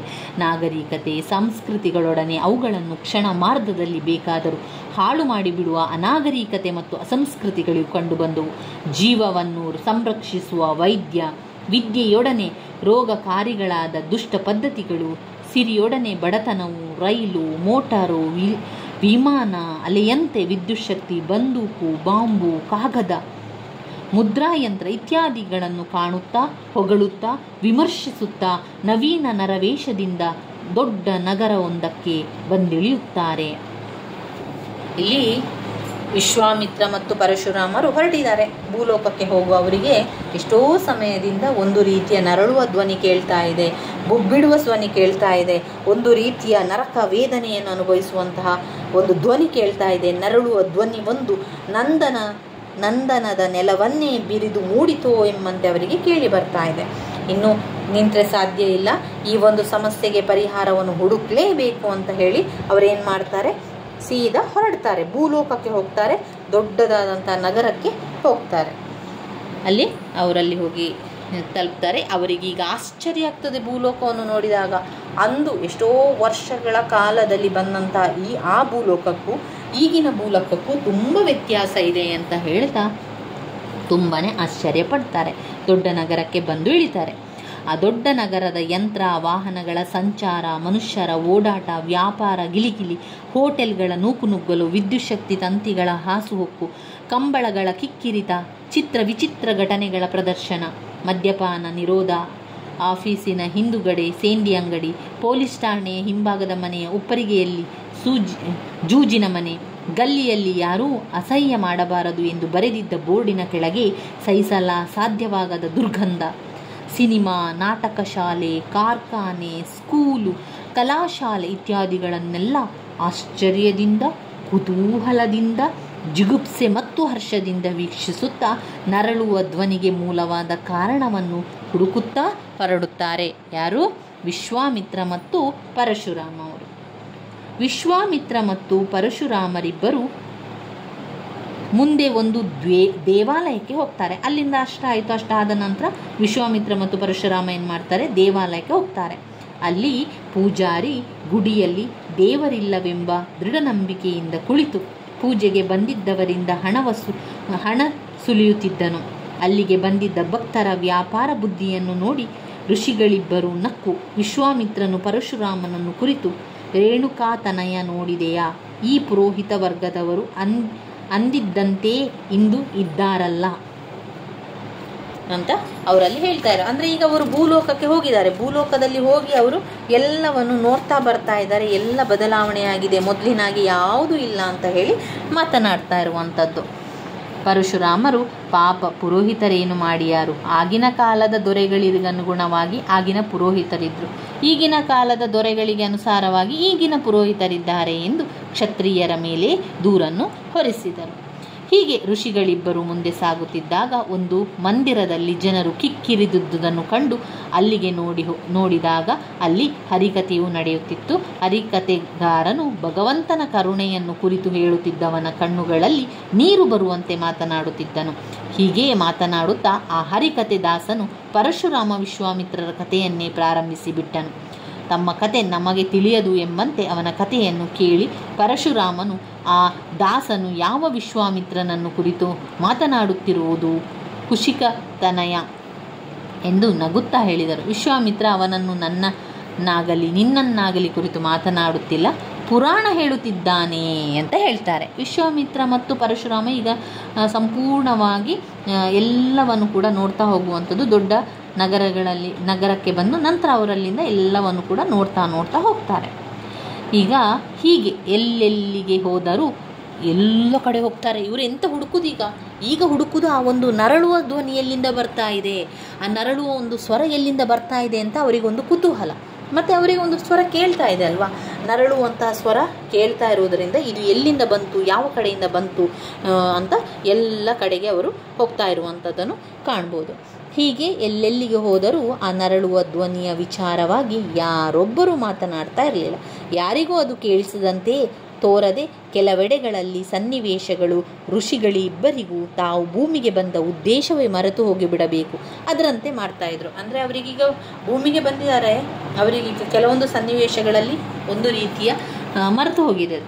ನಗರದಲ್ಲಿ ಹುಡುಕಿ ಸಾಕಿ ಪಟ್ಟಣದಿಂದ ಹೊರಕ್ಕೆ ಹೊರಡ್ತಾರೆ. ಪಟ್ಟಣದ ಅಟ್ಟಹಾಸದ ಮಹಾನಿನಾದವು ಮರೆಯಾದೊಡನೆ ಆ ಭೀಕರವಾದ ನರಳು ಧ್ವನಿ ಮತ್ತೆ ಸ್ಪಷ್ಟವಾಗಿ ಕೇಳಿಸತೊಡಗಿ ಅವರಿಬ್ಬರು ತಲ್ಲಣಿಸಿ ಮುಂದುವರಿಯುತ್ತಾರೆ. ಮನುಷ್ಯವಾಸದ ಗುರುತು ಎಲ್ಲವೂ ಕಾಣದೇ ಇರುವಂತಹ ನಿರ್ಜನ ಅರಣ್ಯ ದಾರಿಯಲ್ಲಿಯೂ ಅವರಿಬ್ಬರು ಬಹುದೂರ ನಡೆದ ನಂತರ ಬೆಟ್ಟದ ನೆತ್ತಿಯೊಂದರಲ್ಲಿ ನಿಂತಾಗ ಅವರಿಗೆ ಆ ಒಂದು ಆರ್ತನಾದ ಕೆಳಗಿನ ಕಣಿವೆಯಿಂದ ಕೇಳಿಬರುತ್ತದೆ ಎಂದು ಕೇಳಿಬಂದು ಮಹಾಭೀತಿಯಿಂದ ಋಷಿಗಳಿಬ್ಬರು ಕಣಿವೆಯ ಕಡೆ ಇಳಿಯತೊಡಗುತ್ತಾರೆ. ಆ ಕಣಿವೆಯ ಒಂದು ಸಣ್ಣ ಗದ್ದೆಯ ಕೋಗಿನ ತುದಿಯಲ್ಲಿ ಒಂದು ಹುಲ್ಲು ಜೋಪಡಿಯಿಂದ ಆರ್ತನಾದ ಬರುತ್ತಿದೆ ಎಂದು ಆ ಋಷಿಗಳಿಬ್ಬರು ಪತ್ತೆ ಹಚ್ಚುತ್ತಾರೆ. ಸತ್ಯಲೋಕ, ಕೈಲಾಸ, ವೈಕುಂಠಗಳವರೆಗೂ ಏರಿ ವಿಶ್ವವ್ಯಾಪಿಯಾಗಿದ್ದ ಈ ಭಯಂಕರ ನರಳು ಧ್ವನಿಯ ಮೂಲವನ್ನು ಕಂಡುಹಿಡಿದ ಆ ಋಷಿಗಳಿಬ್ಬರು ಸಾಮಾನ್ಯ ಮನುಷ್ಯ ವೇಷದಿಂದ ಆ ಹುಲ್ಲು ಜೋಪಡಿಯನ್ನು ಪ್ರವೇಶಿಸುತ್ತಾರೆ. ಇಲ್ಲಿಂದ ನೋಡಿ ಮತ್ತೊಂದು ಕತೆ ಆರಂಭ ಆಗ್ತದೆ. ಈಗ ವಿಶ್ವಾಮಿತ್ರ ಮತ್ತು ಪರಶುರಾಮ ಏನು ಮಾಡ್ತಾರೆ? ಭೂಲೋಕಕ್ಕೆ ಬಂದಿದ್ದಾರೆ. ಆ ಒಂದು ನರಳುವ ಸ್ವರ ಎಲ್ಲಿ ಬರ್ತಾ ಇದೆ ಅಂತ ಹುಡುಕ್ತಾ ಇದ್ದಾರೆ. ಎಲ್ಲವನ್ನು ಕಡೆ ನೋಡ್ತಾ ಇದ್ದಾರೆ. ಹೋಟೆಲ್ಗಳಲ್ಲಿ, ಸಿನಿಮಾಕ್ಕೆ ಎಲ್ಲ ಕಡೆಗಳಿಗೆ ಹೋಗ್ತಾ ಇದ್ದಾರೆ. ಅವರು ಬೇರೆ ಬೇರೆ ಜಾಗಕ್ಕೆ ಹೋಗ್ತಾರೆ. ಎಲ್ಲಿ ಕೂಡ ಒಂದು ನರಳುವ ಸ್ವರ ಕೇಳುವುದಿಲ್ಲ. ಅದಾದ ನಂತರ ಒಂದು ಜಾಗದಲ್ಲಿ ಅವರಿಗೆ ನರಳುವ ಸ್ವರ ಹತ್ತಿರ ಕೇಳ್ತಾ ಹೋಗ್ತದೆ. ಎಲ್ಲಿ ಅಂತ ಹೇಳಿದರೆ, ಇನ್ನು ಪಟ್ಟಣದ ಅಟ್ಟಹಾಸದ ಮಹಾನಿನಾದವು ಮರೆಯಾಗತೊಡನೆ ಆ ಭೀಕರವಾದ ನರಳು ಧ್ವನಿ ಮತ್ತೆ ಸ್ಪಷ್ಟವಾಗಿ ಕೇಳಿಸ್ತದೆ. ಸರಿ, ಪಟ್ಟಣವನ್ನೆಲ್ಲ ಹುಡುಕ್ತಾರೆ. ಪಟ್ಟಣವನ್ನು ಮುಗಿಸಿ ಮುಂದೆ ಹಳ್ಳಿಯ ಕಡೆಗೆ ಹೋಗ್ತಾ ಇದ್ದಾರೆ. ಅಂತಹ ಸಂದರ್ಭದಲ್ಲಿ ಅವರಿಗೆ ಆ ಒಂದು ನರಳುವಂತಹ ಧ್ವನಿ ಮತ್ತೆ ಕೇಳಿಸ್ತಾ ಇದೆ. ಆ ಕಡೆಗೆ ಅವರು ಹೋಗ್ತಾ ಇರ್ತಾರೆ. ಹೋದಾಗ ಅಲ್ಲಿ ಎಲ್ಲಿ ಕೂಡ ಒಂದು ಮನುಷ್ಯವಾಸದ ಗುರುತು ಎಲ್ಲಿ ಕೂಡ ಅವರಿಗೆ ಕಾಣಿಸುವುದಿಲ್ಲ. ಆಮೇಲೆ ಒಂದು ನಿರ್ಜನ ಪ್ರದೇಶಕ್ಕೆ ಹೋಗ್ತಾರೆ. ನಿರ್ಜನ ಅರಣ್ಯದ ದಾರಿಯಲ್ಲಿ ಕೂಡ ಅವರಿಬ್ಬರು ಹೋಗಿ ಬಹುದೂರ ನಡೆದಾಗ ಅವರಿಗೆ ಏನಾಗ್ತದೆ, ಬೆಟ್ಟದ ನೆತ್ತಿಯಲ್ಲೊಂದರಲ್ಲಿ ನಿಂತಾಗ ಅವರಿಗೆ ಆ ಆರ್ತನಾದ ಕೆಳಗಿನ ಕಣಿವೆಯಿಂದ ಕೇಳಿ ಬರ್ತದೆ. ಎಲ್ಲಿಂದ ಕೇಳಿ ಬರ್ತದೆ? ಸರಿ, ಎಲ್ಲವನ್ನು ಹುಡುಕ್ತಾ ಹೋಗ್ತಾರೆ. ಪಟ್ಟಣದಲ್ಲಿ ಎಲ್ಲೂ ಆ ಸ್ವರ ಕೇಳುವುದಿಲ್ಲ. ಅದಾದ ನಂತರ ಪೇಟೆ ಬಿಟ್ಟು ಹಳ್ಳಿಯ ಕಡೆಗೆ ಹೋಗ್ತಾರೆ. ಹುಡುಕಿ ಅರಣ್ಯ ಪ್ರದೇಶವನ್ನೆಲ್ಲ ಹೋಗಿ ನಂತರ ಬೆಟ್ಟಕ್ಕೆ ಹತ್ತುತ್ತಾರೆ. ಗುಡ್ಡಕ್ಕೆ ಹತ್ತಾರೆ. ಬೆಟ್ಟದ ತುದಿಗೆ ಬಂದಾಗ ಅವರಿಗೆ ಆ ಒಂದು ನರಳುವ ಸ್ವರ ಮತ್ತೆ ಕೇಳಿಸ್ತದೆ. ಎಲ್ಲಿಂದ ಕೇಳಿಸ್ತದೆ? ಕೆಳಗೆ ಕಣಿವೆಯಲ್ಲಿ ಕೇಳಿಸ್ತದೆ. ಅವರೀಗ ಬೆಟ್ಟದ ತುದಿಯಲ್ಲಿದ್ದಾರೆ, ಬೆಟ್ಟದ ನೆತ್ತಿಯಲ್ಲಿದ್ದಾರೆ. ನೀವು ಕಥೆಯನ್ನು ಕೇಳ್ತಾ ಇರಬೇಕಾದ್ರೆ ಆ ಒಂದು ಕಥೆಯನ್ನು ನಾವು ಇಮ್ಯಾಜಿನೇಷನನ್ನು ಮಾಡ್ಕೊಳ್ಬೇಕು. ಈಗ ಬೆಟ್ಟದ ತುದಿಯಲ್ಲಿದ್ದಾರೆ. ಯಾರು? ವಿಶ್ವಾಮಿತ್ರ ಮತ್ತು ಪರಶುರಾಮರು ಬೆಟ್ಟದ ತುದಿಯಲ್ಲಿ ನಿಂತಿರುವಾಗ ಕೆಳಗೆ ಕಣಿವೆಯಿಂದ ಒಂದು ಸ್ವರ ಕೇಳಿ ಬರ್ತದೆ. ನರಳುವ ಸ್ವರ ಕಣಿವೆಯಿಂದ ಕೇಳಿ ಬರ್ತದೆ. ಆ ಕಣಿವೆಯ ಕಡೆಗೆ ಇಳಿದು ಹೋಗ್ತಾರೆ. ಆ ಕಣಿವೆಯಲ್ಲಿ ನಡೆದು ಕೆಳಗೆ ಬಂದು ನಡ್ತಾ ಸಂದರ್ಭದಲ್ಲಿ ಒಂದು ಸಣ್ಣ ಗದ್ದೆಯ ಒಂದು ತೋಟ ಸಿಗ್ತದೆ, ಗದ್ದೆಯ ತುದಿಯಲ್ಲಿ ಒಂದು ಸಣ್ಣದಾದ ಜೋಪುಡಿಯಾದಂಥ ಹುಲ್ಲಿನ ಜೋಪುಡಿಯಿಂದ ಆ ಒಂದು ಸ್ವರ ಕೇಳಿ ಬರ್ತಾ ಇದೆ. ಈಗ ಋಷಿಗಳಿಬ್ಬರೂ ಕೂಡ, ವಿಶ್ವಾಮಿತ್ರ ಮತ್ತು ಪರಶುರಾಮ ಇಬ್ಬರೂ ಕೂಡ ಆ ಒಂದು ನರಕ ಯಾತನೆ ಕೇಳಿ ಬರುವಂತಹ ಮನೆಯನ್ನು ಹುಡುಕ್ತಾರೆ, ಪತ್ತೆ ಹಚ್ತಾರೆ. ಅಲ್ಲಿ ಸತ್ಯಲೋಕ, ಕೈಲಾಸ, ವೈಕುಂಠಗಳವರೆಗೂ ಏರಿ ವಿಶ್ವವ್ಯಾಪಿಯಾಗಿ ಭಯಂಕರ ನರಳುವ ಧ್ವನಿ ಕೇಳುವಂಥದ್ದು ಇಲ್ಲಿಂದಲೇ ಎಂದು ಅವರಿಗೆ ಈಗ ಗೊತ್ತಾಗ್ತದೆ. ಆಗ ವಿಶ್ವಾಮಿತ್ರ ಮತ್ತು ಪರಶುರಾಮ ಇಬ್ಬರು ಕೂಡ ಸಾಮಾನ್ಯ ವೇಷದಿಂದ ಆ ಹುಲ್ಲು ಜೋಪಡಿಯನ್ನು ಪ್ರವೇಶಿಸ್ತಾರೆ. ಅವರು ವೇಷವನ್ನು ಬರೆಸಿಕೊಳ್ತಾರೆ. ಒಬ್ಬ ಸಾಮಾನ್ಯ ಮನುಷ್ಯ ಯಾವ ರೀತಿ ಇರ್ತಾನೆ ಅದೇ ರೀತಿಯಲ್ಲಿ ವೇಷವನ್ನು ಬದಲಾಯಿಸಿಕೊಳ್ತಾರೆ. ಆ ಜೋಪಡಿಯಲ್ಲಿ, ಹುಲ್ಲಿನ ಜೋಪಡಿಯ ಒಳಗೆ ಹೋಗ್ತಾರೆ. ಆ ಗುಡಿಸಲಿನ ಸುತ್ತ ಇದ್ದ ಪರಿಸರವನ್ನು ಕುವೆಂಪು ಕಾಡನ್ನು ಯಾವಾಗಲೂ ವರ್ಣಿಸುವಂತಹ ಭಾಷೆಯಲ್ಲಿ ಈ ರೀತಿ ವರ್ಣಿಸ್ತಾರೆ. ಇದು ಈ ಧನ್ವಂತರಿ ಚಿಕಿತ್ಸೆ ಎನ್ನುವಂತಹ ಒಂದು ಕಥೆಯನ್ನು ಬರೆದವರು ಕುವೆಂಪು ಅವರು. ಇಲ್ಲಿ ಅವರು ಆ ಗುಡಿಸಲಿನ ಸುತ್ತ, ಈಗ ವಿಶ್ವಾಮಿತ್ರ ಮತ್ತು ಪರಶುರಾಮರು ಸ್ವರ್ಗಲೋಕದಿಂದ ಭೂಲೋಕಕ್ಕೆ ಬಂದಿದ್ದಾರೆ, ವೇಷ ಮರೆಸಿಕೊಂಡು ಬಂದಿದ್ದಾರೆ. ಅವರಿಗೆ ಯಾರು ಅಂತ ಈಗ ಗೊತ್ತಾಗುವುದಿಲ್ಲ, ಸಾಮಾನ್ಯ ಮನುಷ್ಯರಂತೆ ಅವರಿದ್ದಾರೆ. ಅವರು ಆ ಒಂದು ನರಳುವಂಥ ಸ್ವರ ಎಲ್ಲಿಂದ ಬರ್ತದೆ ಅಂತ ತಿಳ್ಕೊಂಡು ಅಲ್ಲಿಗೆ ಬಂದು ಆ ಒಂದು ಪುಟ್ಟ ಜೋಪುಡಿಯಲ್ಲಿ, ಗದ್ದೆಯ ಕೊಡಿಯಲ್ಲಿ ಒಂದು ಹುಲ್ಲಿನ ಒಂದು ಜೋಪಡಿ ಇರ್ತದೆ, ಅಲ್ಲಿಂದಲೇ ಸ್ವರ ಬರ್ತಾ ಇದೆ ಅಂತ ಹೇಳಿ ಬರ್ತಾರೆ. ಅಲ್ಲಿಂದ ಋಷಿಗಳಿಬ್ಬರೂ ಆ ಒಂದು ಮನೆಯನ್ನು ಪತ್ತೆ ಹಚ್ತಾರೆ. ನಂತರ ಆ ಗುಡಿಸಲಿನೊಳಗೆ ಹೋಗ್ತಾರೆ. ಗುಡಿಸಲಿನ ಸುತ್ತ ಯಾವ ರೀತಿ ಇತ್ತು ಎನ್ನುವಂಥದ್ದನ್ನು ಕುವೆಂಪು ಅವರು ವರ್ಣಿಸ್ತಾರೆ. ಯಾವ ರೀತಿ ಇತ್ತು? ಗುಡಿಸಲಿನ ಹೊರಗಡೆ ಮನುಷ್ಯರಾರೂ ಕಾಣಿಸಿರಲಿಲ್ಲ. ಆ ಗುಡಿಸಲಿನೊಳಗೆ ಯಾರೊಬ್ಬರು ಕೂಡ ಇಲ್ಲ. ಬೂದಿ ಗುಡ್ಡೆಯಲ್ಲಿ ಮಲಗಿದ್ದ ಒಂದು ಬಡಕಲು ನಾಯಿ ಮಾತ್ರ ಒಂದೆರಡು ಸೊಲ್ಲು ಕೂಗಿ ದಣಿದು ತಟಸ್ಥವಾಯಿತು. ಒಂದು ಹೆಂಟೆ ತನ್ನ ಹೂ ಮರಿಗಳೊಡನೆ ಕೊಳಚೆಯಲ್ಲಿ ಕೆದರುತ್ತಿತ್ತು. ಸುತ್ತಲೂ ಅನಂತಾರಣ್ಯಗಳು, ಗಗನ ಚುಂಬಿಗಳಾಗಿದ್ದ ಗಿರಿ ಶ್ರೇಣಿಗಳನ್ನೆಡರಿ ಭೀಮವಾಗಿದ್ದು ನೀರವತೆಯನ್ನು, ಏಕಾಂತತೆಯನ್ನು ಹೆಚ್ಚಿಸುತ್ತಿದ್ದವು. ಬಿಸಿಲು, ಬೆಂಕಿ, ಮಳೆಗರೆಯುತ್ತಿತ್ತು. ಆ ನೀರವತೆಯಲ್ಲಿ ಒಳಗಿನಿಂದ ಕೇಳಿ ಬರುತ್ತಿದ್ದ ನರಳು ಭೀಷ್ಮವಾಗಿತ್ತು. ಈಗ ಇಲ್ಲಿ ಕುವೆಂಪು ಅವರು ವಿವರಿಸ್ತಾ ಇದ್ದಾರೆ, ಗುಡಿಸಲಿನ ಸುತ್ತ ಯಾವ ರೀತಿ ಇದೆ. ಗುಡಿಸಲಿನ ಸುತ್ತ ಯಾರೊಬ್ಬರು ಕೂಡ ಇಲ್ಲ, ಯಾವ ಮನುಷ್ಯರು ಕೂಡ ಇಲ್ಲ. ಅಲ್ಲಿ ಒಂದು ಪುಟ್ಟದಾದಂತಹ ಒಂದು ಹುಲ್ಲಿನ ಜೋಪುಡಿ ಮನೆ, ಮತ್ತು ಸುತ್ತಲೂ ಬೆಟ್ಟ ಗುಡ್ಡಗಳು, ಮನೆ ಹತ್ತಿರ ಒಂದು ಗದ್ದೆ, ಸಂಪೂರ್ಣವಾಗಿ ಒಂದು ಏನು ಹೇಳ್ತಾರೆ, ತಟಸ್ಥವಾಗಿರುವಂಥದ್ದು. ಒಂದೆರಡು ಸೊಲ್ಲು ಕೂಗಿ ದಣಿದು ತಟಸ್ಥವಾಗಿದ್ದಂತಹ ಒಂದು ನಾಯಿ ಮಾತ್ರ ಅವರಿಗೆ ಕಾಣಿಸ್ತದೆ. ಬಡಕಲು, ಸಣಕಲು ನಾಯಿ ಒಂದೆರಡು ಜೊಲ್ಲು ಕೂಗಿ ದಣಿದು ತಟಸ್ಥವಾಗಿತ್ತು. ಆಮೇಲೆ ಒಂದು ಹೆಂಟೆ ತನ್ನ ಮರಿಗಳೊಡನೆ ಕೆಸರನ್ನು ಕದಕುತ್ತಿತ್ತು. ಸುತ್ತಲೂ ಅರಣ್ಯ, ಗಗನ ಚುಂಬಿದ ಶ್ರೇಣಿ, ಗಿರಿ ಶ್ರೇಣಿ, ಬೆಟ್ಟ ಗುಡ್ಡ, ಏಕಾಂತತೆಯನ್ನು ಹೆಚ್ಚಿಸುತ್ತಿದ್ದವು. ಬಿಸಿಲು, ಬೆಂಕಿ, ಮಳೆಗೆರೆಯುತ್ತಿತ್ತು. ಈ ನೀರವತೆಯಲ್ಲಿ ಒಳಗಿನಿಂದ ಕೇಳಿ ಬರುತ್ತಿದ್ದ ನರಳು ಭೀಷ್ಮವಾಗಿತ್ತು. ನರಳುವಿಕೆ ಮತ್ತಷ್ಟು ಕೇಳ್ತಾ ಇದೆ ಈಗ. ಇಂತಹ ಪರಿಸರದಲ್ಲಿದ್ದ ಆ ಗುಡಿಸಲಿನ ಒಳಗಿನ ಪರಿಸರ ಇನ್ನೂ ಅನಾರೋಗ್ಯಕರವಾಗಿತ್ತು. ಗುಡಿಸಲಿನ ಒಳಗೆ ಮಬ್ಬುಗತ್ತಲೆ ಕವಿದಿತ್ತು. ಸರ್ವತ್ರವೂ ಹೊಗೆ ಹಿಡಿದ ಕರಿಬಲೆ ನೇತು ಬಿದ್ದು ಕರ್ರಗಾಗಿತ್ತು. ನೋಡಿ, ಇಲ್ಲಿ ಕುವೆಂಪು ಅವರು ಆ ಒಂದು ಮನೆಯ ಒಳಗಿನ ಪರಿಸ್ಥಿತಿಯನ್ನು ವಿವರಿಸ್ತಾ ಇದ್ದಾರೆ. ಅದು ರೈತನ ಮನೆಯ ಒಳಗಿನ ಪರಿಸ್ಥಿತಿಯನ್ನು ವಿವರಿಸುವಂಥದ್ದು. ಇಲ್ಲಿ ಈಗ ಅವರಿಗೆ ಯಾರು ಅಂತ ಗೊತ್ತಿಲ್ಲ, ರೈತ ಅಂತ ಗೊತ್ತಿಲ್ಲ.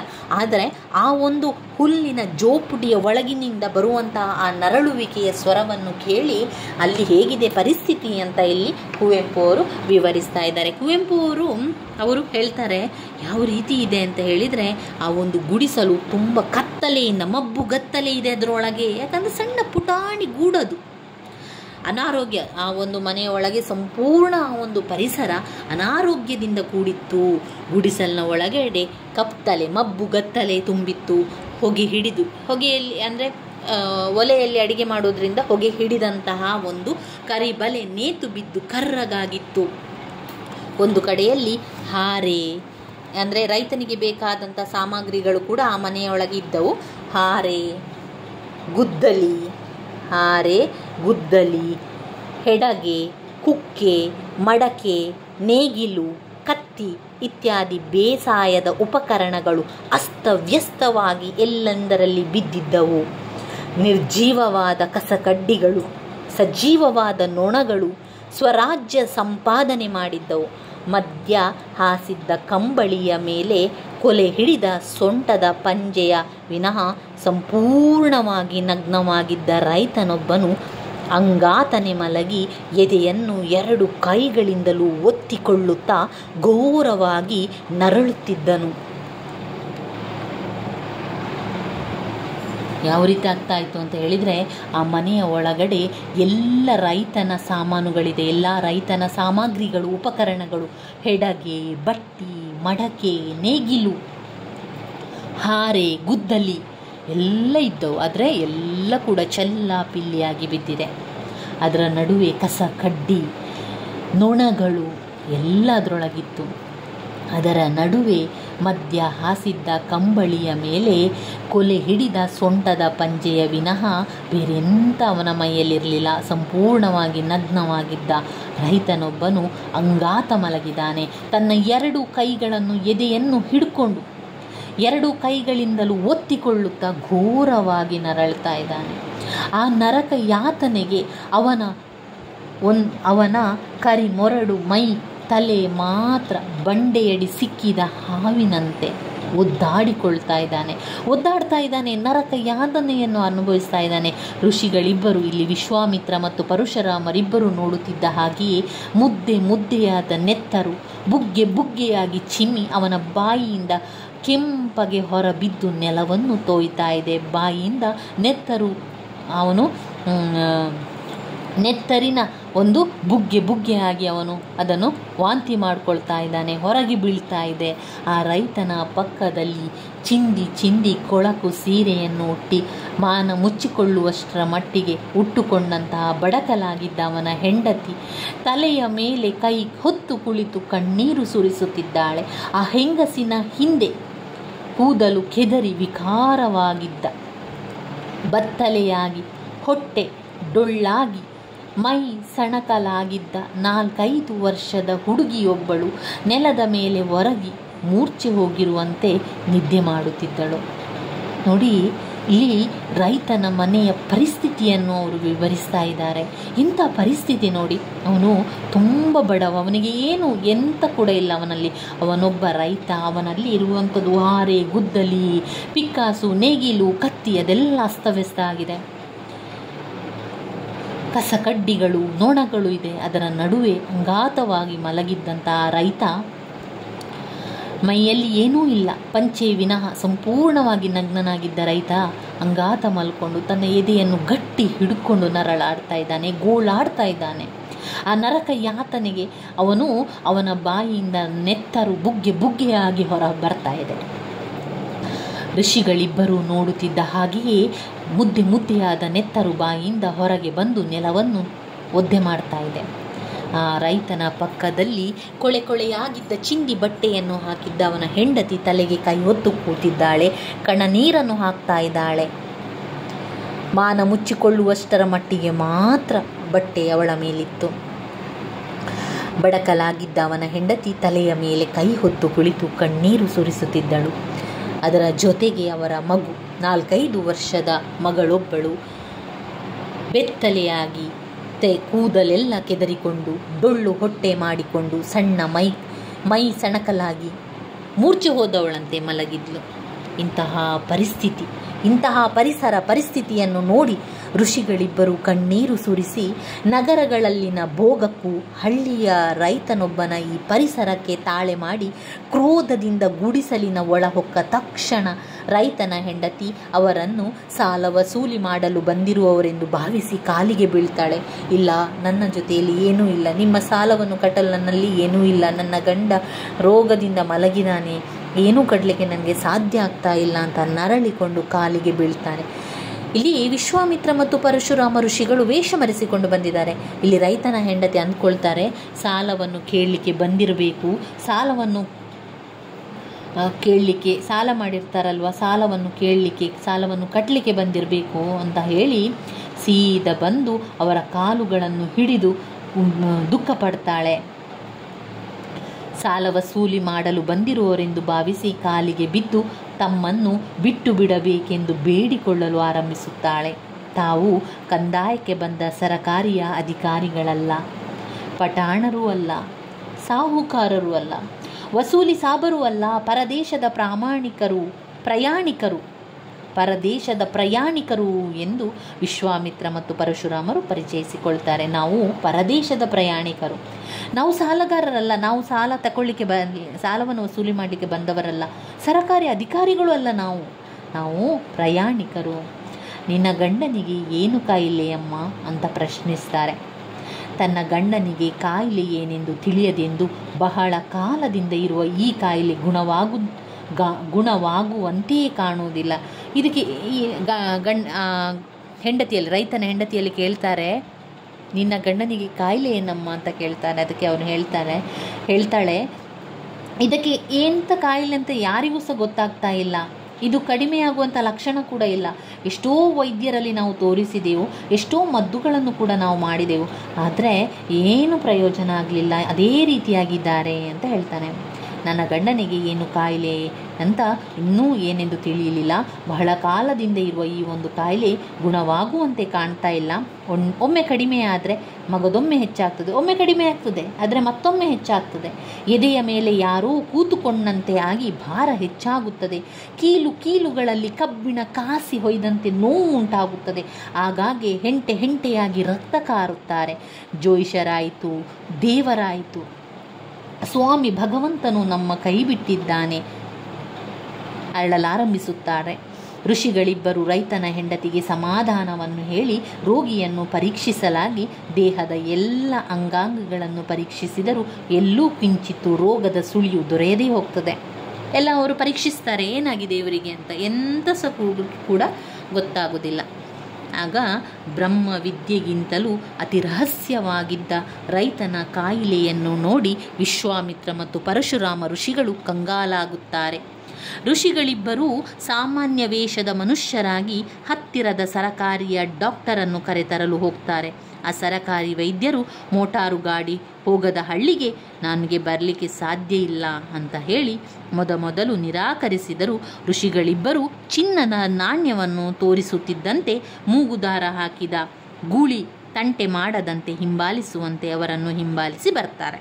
ನೋಡಿ, ಎಷ್ಟೋ ಕಡೆಗಳಲ್ಲಿ ಈ ರೀತಿ ಆಗ್ತದೆ. ಎಷ್ಟೋ ಹಳ್ಳಿಗಳಲ್ಲಿ ವಾಹನ ಸೌಲಭ್ಯ ಇಲ್ಲ, ರಸ್ತೆ ಸೌಲಭ್ಯ ಇಲ್ಲ ಅಂತ ಹೇಳಿದ ಕೂಡಲೇ ವೈದ್ಯರು ಬರಲಿಕ್ಕೂ ಕೂಡ ಒಪ್ಪುವುದಿಲ್ಲ. ಇಲ್ಲಿ ಕೂಡ ಹಾಗೆ ಆಗ್ತದೆ. ಋಷಿಗಳಿಬ್ಬರು ಹೋಗಿ ಸರಕಾರಿ ಡಾಕ್ಟ್ರನ್ನು ಕರೆತಂದಾಗ ನಾವು ಬರುವುದಿಲ್ಲ ಅಲ್ಲಿಗೆ, ಅದು ಹಳ್ಳಿ, ಅಲ್ಲಿಗೆ ಬರುವುದಿಲ್ಲ, ನಮಗೆ ಅಲ್ಲಿ ಮೋಟಾರು ಗಾಡಿ ಕೂಡ ಹೋಗುವುದಿಲ್ಲ, ಅಲ್ಲಿ ನಡ್ಕೊಂಡೇ ಹೋಗಬೇಕು, ನಾವು ಬರುವುದಿಲ್ಲ ಅಂತ ಹೇಳ್ತಾರೆ. ಆದರೆ ಋಷಿಗಳು ಚಿನ್ನದ ನಾಣ್ಯವನ್ನು ತೋರಿಸಿದಾಗ ಸರಿ ಹೋಗುವ ಬನ್ನಿ ಅಂತ ಹೇಳಿ ಅವರನ್ನು ಹಿಂಬಾಲಿಸ್ತಾರೆ ಅಂತೆ. ಅವರನ್ನು ಹಿಂಬಾಲಿಸಿದರು. ಸರಕಾರಿ ವೈದ್ಯ ರೋಗಿಯ ಬಳಿ ಬರುತ್ತಿದ್ದಂತೆ ರೋಗಿಯ ಎದೆಯ ಭಾರ ಹೆಚ್ಚಿ ನರಳುವುದು ಹೆಚ್ಚು ಆಗಿ ನೆತ್ತರು ಕಾರುವುದು ಹೆಚ್ಚಾಯಿತು.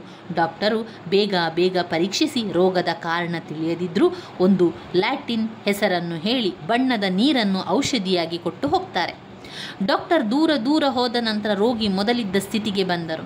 ರೈತನ ಹೆಂಡತಿ ತನ್ನ ಗಂಡನಿಗೆ ಯಾವುದೋ ರಣಪಿಶಾಚಿ ಚೇಷ್ಟೆ ಹೀಗಾಗಿದೆ ಎಂದು ತಿಳಿಸಿ ಪುರೋಹಿತರನ್ನು ಕರೆಸಲು ಬೇಡಿಕೊಂಡಳು. ಅವಳ ಸಮಾಧಾನಕ್ಕೆ ಭಟ್ಟನನ್ನು ಕರೆಸಿದರೂ ಅವರಿಂದಲೂ ಏನೂ ಕೂಡ ಫಲವಾಗದೆ ರೈತನ ಗುಡಿಸಲಿನಲ್ಲಿ ಚಿನ್ನದ ನಾಣ್ಯವನ್ನು ಹಂಚುವವರು ಬಂದಿದ್ದಾರೆ ಎಂದು ತಿಳಿಯುತ್ತಲೂ ಸುತ್ತಮುತ್ತಲಿನ ಸರಕಾರಿ ಅಧಿಕಾರಿಗಳು ಊರಿನವರು ರೈತನ ಗುಡಿಸಲಿಗೆ ಬಂದು ರೈತನ ಯೋಗಕ್ಷೇಮ ವಿಚಾರಿಸಲು ಆರಂಭಿಸಿದರು. ಇದರಿಂದ ರೈತನ ಕಾಯಿಲೆ ಹೆಚ್ಚಾಯಿತೇ ವಿನಃ ಕಡಿಮೆಯಾಗಲಿಲ್ಲ. ನೋಡಿ, ವಿಷಯ ಎಷ್ಟು ಬೇಗ ಒಂದು ವಿಚಾರ ಮುಟ್ತದೆ ಅಂತ ಹೇಳಿದರೆ, ಇಲ್ಲೀಗ ರೈತನ ಮನೆಗೆ ಋಷಿಗಳು ಬಂದಿದ್ದಾರೆ, ವೇಷ ಮರೆಸಿ ಬಂದಿದ್ದಾರೆ, ಯಾರಿಗೂ ಗೊತ್ತಿಲ್ಲ. ಅವರು ನಾಣ್ಯಗಳನ್ನು ಸರಕಾರಿ ವೈದ್ಯನಿಗೆ ಕೊಟ್ಟ ತಕ್ಷಣ ಅವರು ಬರ್ತಾರೆ, ನಂತರ ಹೋಗ್ತಾರೆ. ಹೋಗಿ ಎಲ್ಲರಿಗೂ ಕೂಡ ಹೇಳಿರ್ತಾರೆ ಕಾಣಬೇಕು. ಆಗ ಊರಿನ ಜನರಿಗೆಲ್ಲ ಗೊತ್ತಾಗ್ತದೆ, ರೈತನ ಮನೆಯಲ್ಲಿ ಚಿನ್ನದ ನಾಣ್ಯವನ್ನು ಕೊಡುವವರು ಬಂದಿದ್ದಾರೆ, ಬನ್ನಿ ಅಂತ ಹೇಳಿ ಬಂದು ರೈತರ ಸಮಾಧಾನ ಮಾಡುವುದೇನು, ಅವರ ಉಪಚಾರ ಮಾಡುವುದೇನು, ಅವರಿಗೆ ಬೇಕಾದ ವ್ಯವಸ್ಥೆಯನ್ನು ಮಾಡಿಕೊಡುವುದೇನು. ಆದರೆ ಇಲ್ಲಿ ರೈತನಿಗೆ ಏನೂ ಕಡಿಮೆ ಆಗುವುದಿಲ್ಲ, ಹೆಚ್ಚೆಚ್ಚೇ ಆಗ್ತದೆ ವಿನಃ ಏನೂ ಕೂಡ ಕಡಿಮೆ ಆಗುವುದಿಲ್ಲ. ನರಳುವ ಸ್ವರ ಇನ್ನಷ್ಟು ಹೆಚ್ಚಾಗ್ತದೆ ವಿನಃ ಇನ್ನೂ ಏನೂ ಕೂಡ ಕಡಿಮೆ ಆಗುವುದಿಲ್ಲ. ಇಷ್ಟೆಲ್ಲ ಆಯಿತು, ಜನರೆಲ್ಲ ಬಂದು ಹೋದರು. ಕೆಲ ದಿನಗಳೆಲ್ಲ ಕಳೆಯಿತು. ಒಂದು ದಿನ ರೈತನ ರೋಗದ ರಹಸ್ಯ ತಿಳಿಯಲು ದೇವ ವೈದ್ಯನಾದ ಧನ್ವಂತರಿ ಒಬ್ಬನಿಗೇ ಸಾಧ್ಯವೆಂದು ಹೊಳೆದು ಋಷಿಗಳಿಬ್ಬರು ಧನ್ವಂತರಿಗೆ ಹೇಳಿ ಕಳಿಸ್ತಾರೆ. ಇಷ್ಟೆಲ್ಲ ಆಯಿತು. ಎಷ್ಟು ಜನ ಬಂದರೂ ಕೂಡ ರೈತನ ರೋಗ ಎಂತ ಕೂಡ ಪತ್ತೆ ಆಗಲೇ ಇಲ್ಲ. ಎಂತ ಈ ರೋಗ ಇದು ಅಂತ ಗೊತ್ತೇ ಆಗಲೇ ಇಲ್ಲ. ಆಗ ಧನ್ವಂತರಿ ಋಷಿಗೆ ಇದನ್ನು ಧನ್ವಂತರಿಗೆ ಹೇಳುವ, ಅವನಿಂದ ಒಬ್ಬನಿಂದಲೇ ಇದನ್ನು ಹೇಳಲಿಕ್ಕೆ ಸಾಧ್ಯ ಅಂತ ಹೇಳಿ ವಿಶ್ವಾಮಿತ್ರ ಮತ್ತು ಪರಶುರಾಮನಿಗೆ ಒಂದು ನೆನಪಾಗ್ತದೆ. ನೆನಪಾದ ತಕ್ಷಣ ಅವರಿಬ್ಬರೇನು ಹೇಳ್ತಾರೆ, ಧನ್ವಂತರಿಯನ್ನು ಹೇಳಿ ಕಳಿಸ್ತಾರೆ. ಧನ್ವಂತರಿ ಬರಬೇಕು, ಒಂದು ಏನು ಅಂತ, ಇದೊಂದು ಸಮಸ್ಯೆ ಏನು ಅಂತ ನೋಡ್ಕೊಳ್ಬೇಕು ಅಂತ. ಧನ್ವಂತರಿ ನಿಘಂಟು ಆಯುರ್ವೇದಕ್ಕಿನಲ್ಲಿ ಧನ್ವಂತರಿ ಚಿಕಿತ್ಸೆ ಅಂತ ಕೇಳಿರ್ಬೋದು ನೀವು. ಧನ್ವಂತರಿ ಪೂಜೆಯನ್ನು ಮಾಡುವಂಥದ್ದು ಋಷಿಗಳಲ್ಲಿ ತುಂಬನೇ ಒಂದು ಶಕ್ತಿಶಾಲಿಯಾದಂತಹ ಒಂದು ಋಷಿ ಅಂತಲೇ ಹೇಳ್ಬೋದು. ಧನ್ವಂತರಿ ಋಷಿ ಶೀಘ್ರವಾಗಿ ಮನುಷ್ಯನ ವೇಷ ಧರಿಸಿ ಅಲ್ಲಿಗೆ ಬರ್ತಾರೆ. ರೈತನ ಪರಿಸ್ಥಿತಿ ನೋಡಿ ಅವರೂ ಕೂಡ ಕಂಗಾಲಾಗ್ತಾರೆ. ನಂತರ ಅವನನ್ನು ಪರೀಕ್ಷಿಸಲಾರಂಭಿಸ್ತಾರೆ. ಬಹಳ ಕಾಲ ಪರೀಕ್ಷೆಯ ನಂತರ ಧನ್ವಂತರಿ ಋಷಿಗಳಿಬ್ಬರ ಕಡೆ ವ್ಯಂಗ್ಯವಾಗಿ ನೋಡ್ತಾನೆ. ಅವನ ನಿರಾಶೆಯ ನೋಟ ನೋಡಿ ರೈತನ ಹೆಂಡತಿ ನೀರವವಾಗಿ ಅಳಲಾರಂಭಿಸ್ತಾಳೆ. ಇನ್ನು ಯಾರಿಂದಲೂ ಸಾಧ್ಯ ಇಲ್ಲ ಅಂತ ಅಂದ್ಕೊಳ್ತಾಳೆ. ರೈತನ ಹೆಂಡತಿಯ ದೃಷ್ಟಿಗೆ ಧನ್ವಂತರಿ ನೀರವವಾಗಿ ನೋಡುತ್ತಿರುವಂತೆ ತೋರಿ ಬಂದರು. ಅವರು ತಮ್ಮಲ್ಲಿ ಮಾತನಾಡಿಕೊಳ್ಳುತ್ತಿದ್ದರು. ಧನ್ವಂತರಿ ಹೇಳ್ತಾರೆ, ಇದು ದೈಹಿಕ ರೋಗವಲ್ಲ ವಿಶ್ವಾಮಿತ್ರ, ಅದು ಆತ್ಮದ ರೋಗವೇ ಅಂತ ಕೇಳ್ತಾರೆ. ಧನ್ವಂತರಿ ಹೇಳ್ತಾರೆ, ಇದು ದೈಹಿಕ ರೋಗ ಅಲ್ಲವೇ ಅಲ್ಲ ಅಂತ ಹೇಳಿದಾಗ ವಿಶ್ವಾಮಿತ್ರ ಋಷಿ ಹೇಳುವಂಥದ್ದು, ಹಾಗಾದರೆ ಆತ್ಮದ ರೋಗವೇ ಅಂತ ಕೇಳಿದಾಗ, ದೇಹದ ರೋಗವಾಗಿದ್ದರೆ ದೇಹದಲ್ಲಿ ಇರಬೇಕಾಗಿತ್ತು. ಆದರೆ ನಾನು ಚೆನ್ನಾಗಿ ಪರೀಕ್ಷಿಸಿದ್ದೇನೆ, ಅಲ್ಲ ಎಲ್ಲಿಯೂ ಇಲ್ಲ. ಅದು ಆತ್ಮದ್ದಾಗಿದ್ದರೆ ಪಾಪರೂಪದಲ್ಲಿ ತೋರಬೇಕಾಗಿತ್ತು. ಆದರೆ ಆ ಸರಳ ಸಾಮಾನ್ಯ ಜೀವನದ ರೈತನಿಗೆ ಆ ರೋಗ ಇನ್ನೂ ತಗುಲಿಲ್ಲ ಎಂದು ತಿಳಿಸಿ ತನ್ನ ಜೇಬಿನಿಂದ ಒಂದು ದಿವ್ಯ ಯಂತ್ರವನ್ನು ತೆಗೆದು ಪರೀಕ್ಷಿಸಲಾರಂಭಿಸಿದನು. ಇದು ರೈತನ ಹೆಂಡತಿಗೆ ಗೋಚರವಾಗಿಯೇ ಇತ್ತು. ಅಂದರೆ ಅದು ಕಾಣ್ತಾ ಇರಲಿಲ್ಲ. ಇವರೆಲ್ಲ ಋಷಿ ಮುನಿಗಳು, ಅದರಿಂದ ಅವರು ಮಾಡ್ತಾ ಇರುವಂಥದ್ದು ರೈತನ ಹೆಂಡತಿಗೆ ಕಾಣಿಸ್ತಾ ಇರಲಿಲ್ಲ. ಆ ದಿವ್ಯ ಯಂತ್ರದಿಂದ ರೈತನನ್ನು ಪರೀಕ್ಷಿಸಿದ ಧನ್ವಂತರಿಯ ಕಣ್ಣಿನಿಂದ ನೀರು ಉಕ್ಕಿ ಹರಿದು ನೆಲಕ್ಕೆ ಬೀಳಲಾರಂಭಿಸಿತು. ಅಯ್ಯೋ ಪಾಪಿಗಳೇ ಎಂದು ಆನೆ ಗೀಳಿಡುವಂತೆ ಕೂಗಿದರು. ಆದರೆ ಮನುಷ್ಯ ಮಾತ್ರಳಾಗಿದ್ದ ರೈತನ ಹೆಂಡತಿಗೆ ಅವನು ಕೆಮ್ಮಿದಂತೆ ಮಾತ್ರ ಕೇಳಿಸಿತು. ಋಷಿಗಳು ಆ ದಿವ್ಯ ಯಂತ್ರದ ಮೂಲಕ ರೈತನ ಸ್ಥಿತಿಯನ್ನು ಪರೀಕ್ಷಿಸಿದಾಗ ಅವರು ಕೂಡ ಬಿಚ್ಚಿ ಬಿದ್ದರು. ರೈತನ ಸ್ಥಿತಿ ಈ ರೀತಿ ಇದ್ದಿತು. ಯಾವ ರೀತಿ ಇತ್ತು ರೈತನ ಸ್ಥಿತಿ? ಅವರು ಯಾಕೆ ಬೊಬ್ಬೆ ಹಾಕ್ತಾರೆ? ಯಾಕೆ ಗೀಳಿಟ್ರು ಧನ್ವಂತರಿಯವರು? ಯಾಕೆ ಅಂತ ಹೇಳಿದರೆ, ರೈತನ ಎದೆಯ ಮೇಲೆ ಸಮಸ್ತ ಚಕ್ರಾಧಿಪತ್ಯವು ಮಹಾಪರ್ವತದಾಕಾರವಾಗಿ ನಿಂತಿತ್ತು. ಸಮಸ್ತ ಕಷ್ಟ, ಸಮಸ್ತ ಚಕ್ರಾಧಿಪತ್ಯ ಕೂಡ ಅವನ ಎದೆಯಲ್ಲಿ ಮಹಾಪರ್ವತವಾಗಿ ಬೆಳೆದಿತ್ತು. ಋಷಿಗಳು ನೋಡಿಕೊಂಡು ಬಂದಿದ್ದ ಆ ಮುಖ್ಯ ಪಟ್ಟಣವು ಅವರ ನೆತ್ತಿಯಲ್ಲಿ ರಾರಾಜಿಸುತ್ತಿದ್ದವು. ಅಲ್ಲಿಯ ದೇವಾಲಯಗಳು, ವಿದ್ಯಾನಿಲಯಗಳು, ಕ್ರೀಡಾಮಂದಿರಗಳು, ಪ್ರಮೋದವನಗಳು, ಕರ್ಮ ಸಾಧಗಳು, ಕಾರ್ಖಾನೆಗಳು, ರಾಜಪ್ರಸಾದಗಳು ತಮ್ಮ ಭಾರವನ್ನೆಲ್ಲ ರೈತನ ಎದೆಯ ಮೇಲೆ ಹಾಕಿ ಸಂಸ್ಕೃತಿ, ನಾಗರಿಕತೆ ಎಂಬ ಕೀರ್ತಿಯಿಂದ ಮೆರೆಯುತ್ತಿದ್ದವು.